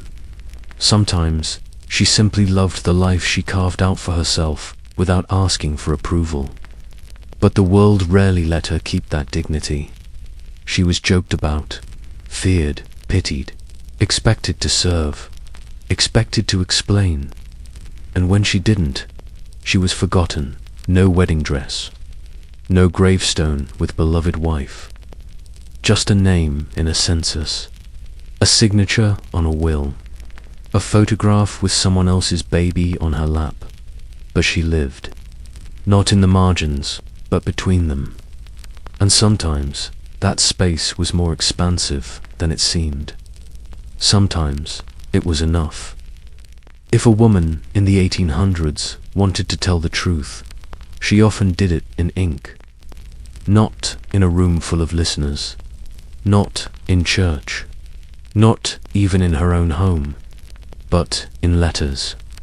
Because the letter folded, sealed, addressed was both message and shield. A way to say what could never be said aloud. A vessel for what she felt but could not live out. A place where the rules softened just enough to let her speak plainly. She might begin cautiously, "Dearest," or "My beloved friend," but soon the letter would breathe. It would sigh, confess, ramble, repeat. It would spill thoughts no one else had asked her to share. "I dreamed of you again. I can't stop thinking of your voice.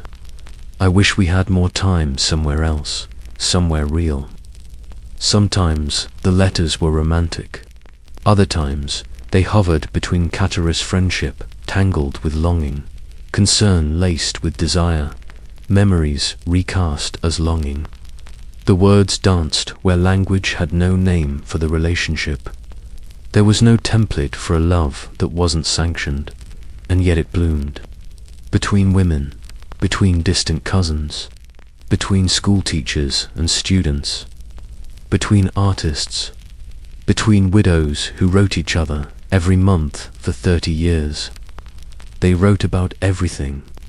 The way the lilacs smelled that morning, the headache that wouldn't leave, the dream that still felt like a secret.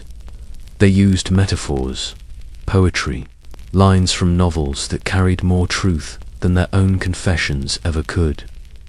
They tucked meaning inside quotations. They hinted, they hoped the other would understand. Sometimes they did, sometimes they didn't, and sometimes the letters were never sent. Left in drawers, tied in ribbons, hidden in book spines, lost in attics, burned by careful hands after death.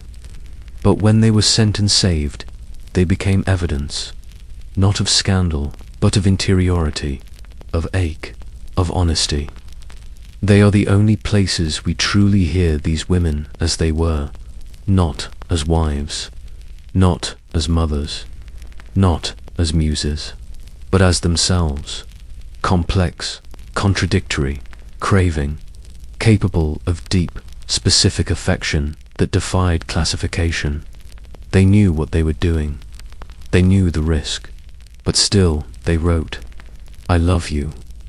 I don't know what to do with it, but I do." And in that, there is a kind of victory, because even if the world never made space for that truth, she did. Not every bed was shared. In the stories we inherit, women are always beside someone rocking a child, lying with a husband, tucking in a sibling. But most nights, they slept alone. Even in marriage, even with children, there were always nights when no one came, or when someone did and they wished they hadn't. And in that solitude, something happened. They thought, they remembered. They let themselves feel safe, finally, under the weight of a quilt no one else touched. Some women cherished the solitude, the space to turn without apology, to dream without interruption, to rise when they pleased and sleep when they could. Their beds became sanctuaries, not cells. Others ached for company, not for marriage, necessarily, not for sex, but for nearness, for someone who wouldn't ask anything of them but would stay anyway, a hand reached for without being summoned, a breath beside their own. But the bed remained theirs, always, in boarding houses, in servants' quarters, in grand estates where the master had his own chamber, in convents, in asylums, in the attic rooms of large families where daughters were tucked away like secrets. And over time, the bed told the truth. It sagged in the middle, held the scent of tears, bore the imprint of a body rarely thanked. In that bed, a woman might read late into the night, candle flickering. She might trace the ceiling cracks with her eyes, counting them like days. She might relive a conversation, rewinding and rewording, wondering what she should have said. She might lie very still, listening to the clock, to the wind, to her own pulse, wondering if it was enough, this quiet, this room, this version of a life no one dreamed of for her but which she built anyway, from scraps and refusals and stolen minutes. And sometimes it was, not happy, necessarily, but hers. And when she died, her bed might be sold, the linens washed, the mattress turned, but something stayed, a warmth, a history, a presence that said, a woman lived here, thought here, wept here, loved in ways you'll never understand, and that too is a kind of legacy. Some didn't want them, some desperately did. Some were told they couldn't, others were told they must, and many walked through life with the quiet ache of a child-shaped absence they could never name aloud. Because in the 1800s, motherhood was not just a role, it was proof of womanhood, of usefulness, of virtue, of legacy. Without it, a woman was suspect, or broken, or failed, and yet some chose not to bear children. Some chose, knowing it would cost them everything. Some simply never had the chance. A lost engagement, a long illness, a war that took the men before the marriages could happen, a marriage that never turned into anything more, a body that bled and then gave up. And for these women, silence was the expectation. No child, no story, no child, no wisdom, no child, no mourning. Because how could you miss what was never there? But oh, how they missed them. They felt it at christenings, at family dinners, at the birthdays of nieces and nephews. At church, when children were ushered forward to sing, they felt it in the ways people didn't ask about their lives, in the way their advice was less trusted, their time less valued, their presence assumed because of course the woman with no children can stay late, help more, give endlessly. They were expected to be generous with the very thing they were denied, and they were, often. They became second mothers, secret mothers, quiet shoulders for crying on, for growing up against.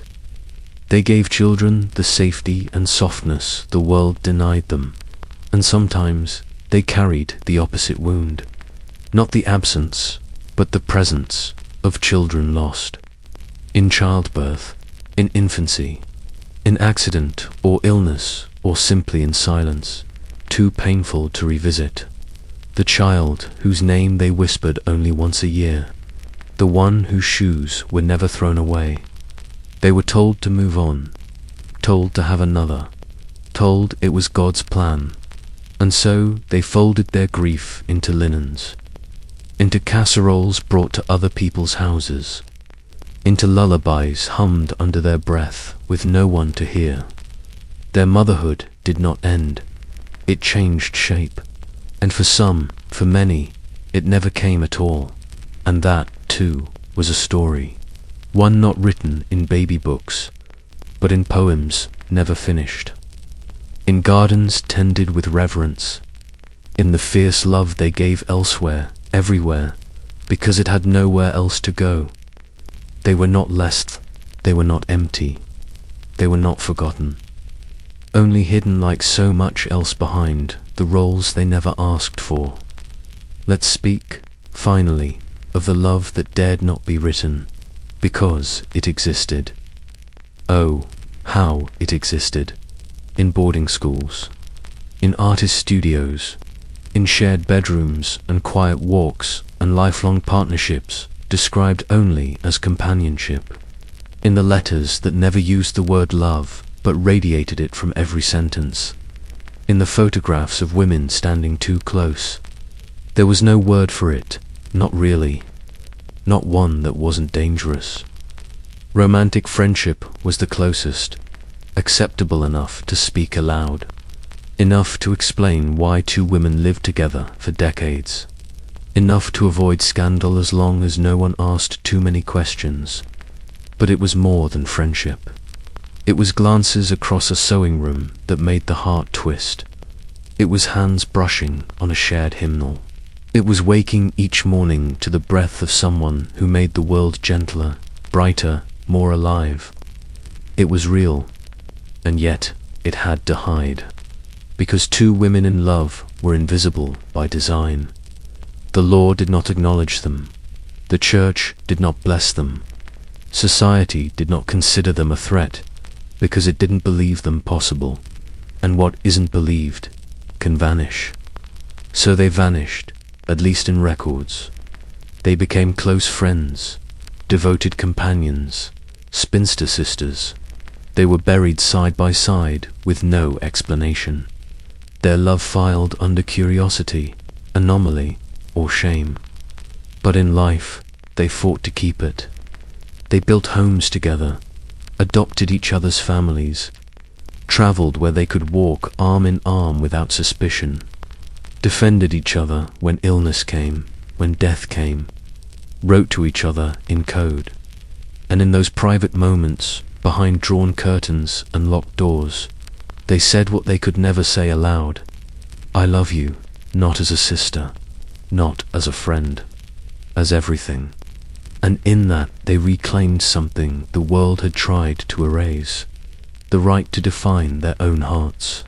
Not all were brave enough, not all were safe enough, but some were.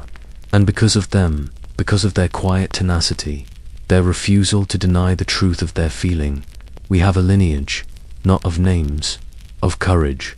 And maybe, if you've ever loved someone the world told you not to, you felt it too. That quiet flame, that deep knowing, that insistence that real love is never wrong. Only silenced. When the house is quiet, truly quiet, you can hear them. Not as ghosts, not as echoes, but as something softer, like a breath, like a presence in the stillness. They remain in the places they touched, in the creak of the stair they climbed every morning, in the chair worn smooth by the shape of their back, in the drawer where they kept letters they couldn't send, in the worn corner of a rug where they once knelt to comfort a child, in the scent of lavender folded into sheets, long since changed hands. This is how women survive time, not always in statues, but in the quiet residue of living. They do not demand attention. They do not raise their voices from the past. But if you sit still enough, you breathe slowly enough, you begin to feel them. The seamstress who went blind in her 40s but kept sewing. The nurse who lost half her patience to fever but still opened every window. The girl who sang to herself while shelling peas because no one else thought to ask what music she liked. They are not famous, but they are still here. In the handwriting found on the back of a recipe card, in the single line scratched into a Bible margin, in the pressed flower between the pages of a journal no one finished reading, in the dust that gathers on the windowsill, evidence of days past, of air breathed, of time endured. Dust, the body's last evidence of being somewhere long enough to leave something behind. They were not allowed monuments, but they left impressions, on fabric, on hands, on hearts, on the shape of what you think is normal, even now. And the dust is sacred, because it says, someone was here, someone tended this life, and even if her name is lost, even if her story was never told, the way she would have told it, she mattered still. There are some things that are never written down, not because they're unimportant, but because they are too important to risk being misunderstood. A will divides property, a letter divides memory, but the real inheritance women passed down in the 1800s came quietly without signature or seal. You learned it by watching, by listening, by absorbing a glance across a room, a hesitation before speaking, the way your mother's hands moved when she was worried, but refused to say so. The rules were never spoken, only known. You iron the pillowcases first. You don't cry until everyone else is asleep. You always send a thank you note, even if your heart is breaking. You wait your turn. You lower your voice. You leave the room before your anger shows. And if you do, speak if you must. You make sure it sounds like concern, not confrontation.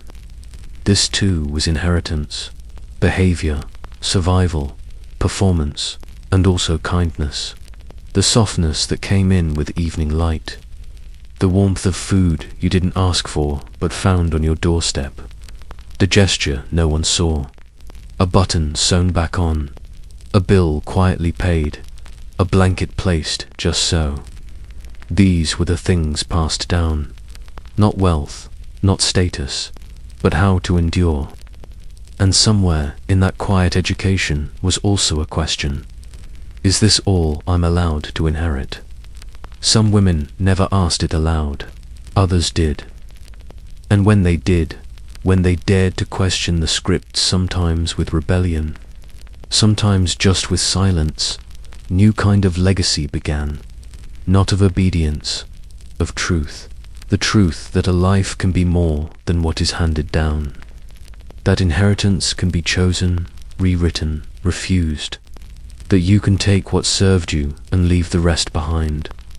That your grandmother's strength doesn't obligate you to her silence.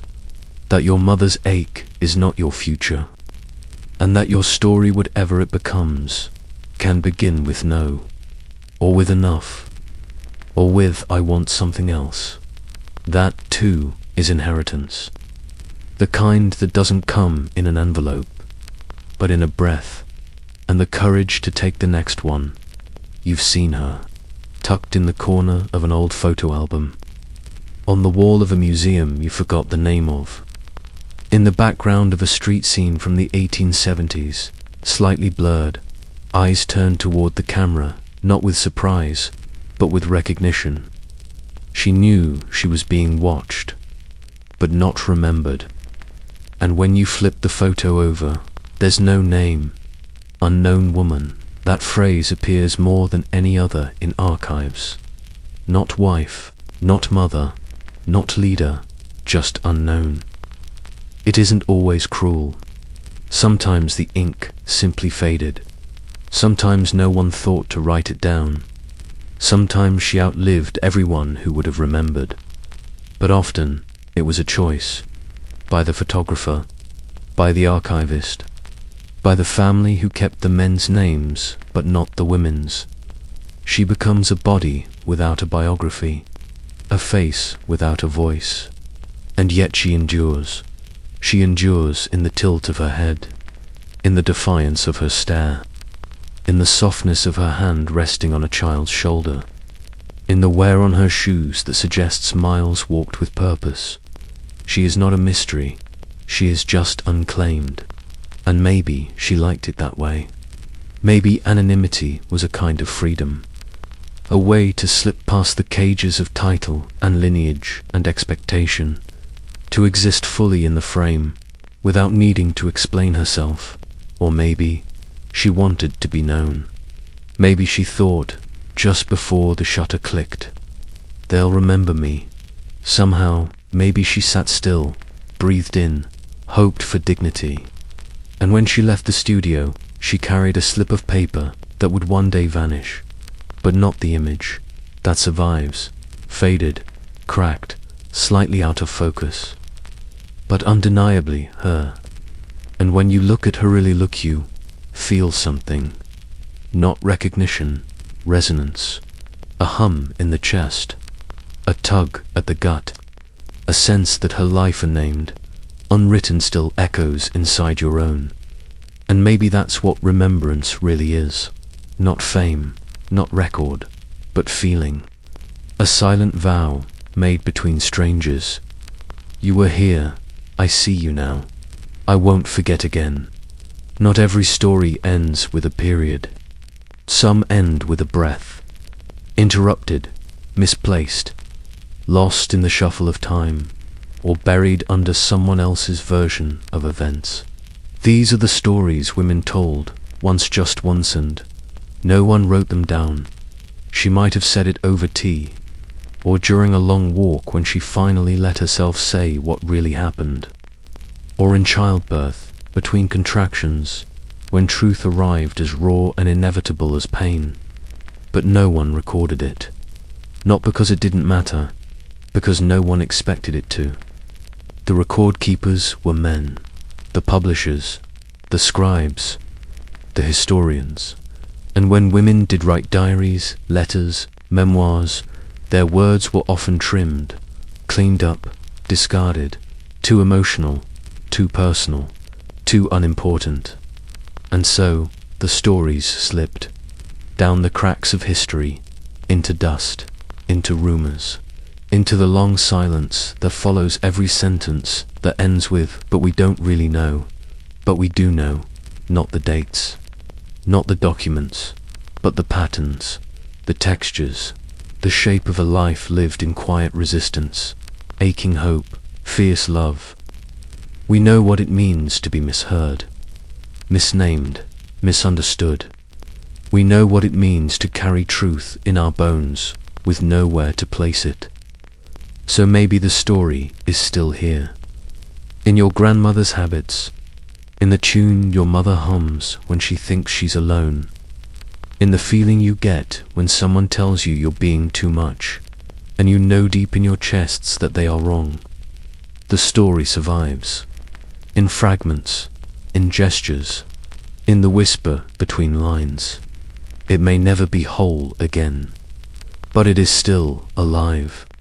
Because every time someone listens, truly listens to a woman's story, especially the ones with no grand ending, no applause, no clear moral, that story breathes and says, I was here, I mattered, I am not done yet.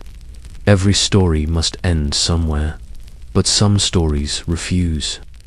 They keep going, not in chapters, but in echoes, in patterns, in questions left behind like footprints in morning frost. The women of the 1800s are long gone, their corsets unworn, their letters yellowed, their footsteps silenced. But they are not finished, because we are still living their aftermath, still carrying their burdens and their bravery, still learning how much of ourselves was shaped by what they were not allowed to be, still breaking rules they never had the chance to question. And sometimes quietly, instinctively, we follow their lead. We soften our voice in rooms that don't feel safe. We worry we're too loud, too much, too wrong. We fold our desires in half, like a letter we're not ready to send. We apologize before we speak. We ask, is this okay? When what we mean is, do I deserve this? And sometimes we stop. We hold our breath. We remember that someone before us already asked that question, already felt that fear, already dared to hope the answer could be yes. And maybe they never heard it. But maybe we will. Maybe we are the ones who get to say what they weren't allowed to. That we are not mistakes, not burdens, not failed versions of something else. We are continuations of courage, of contradiction, of quiet, complicated humanity. And so, this story does not end with triumph. It ends the way most nights do. Softly, slowly, without fanfare, but with a truth that hums in the chest like a lullaby. You are not alone. You come from women who endured, and somewhere, in the silence between centuries, they are proud of you. They are with you. They are still here. Thank you so much for watching. If you made it all the way to the end, I hope this story kept you company. Whether you drifted off halfway through or stayed awake for every word. Either way, I'm grateful you were here. If this felt like something worth returning to, feel free to subscribe. Not because you have to, but because there's more to share on. You're always welcome back. Sleep well tonight. Truly, you've done enough for one day. And if the world feels heavy when you wake, just remember, you're not alone. Good night.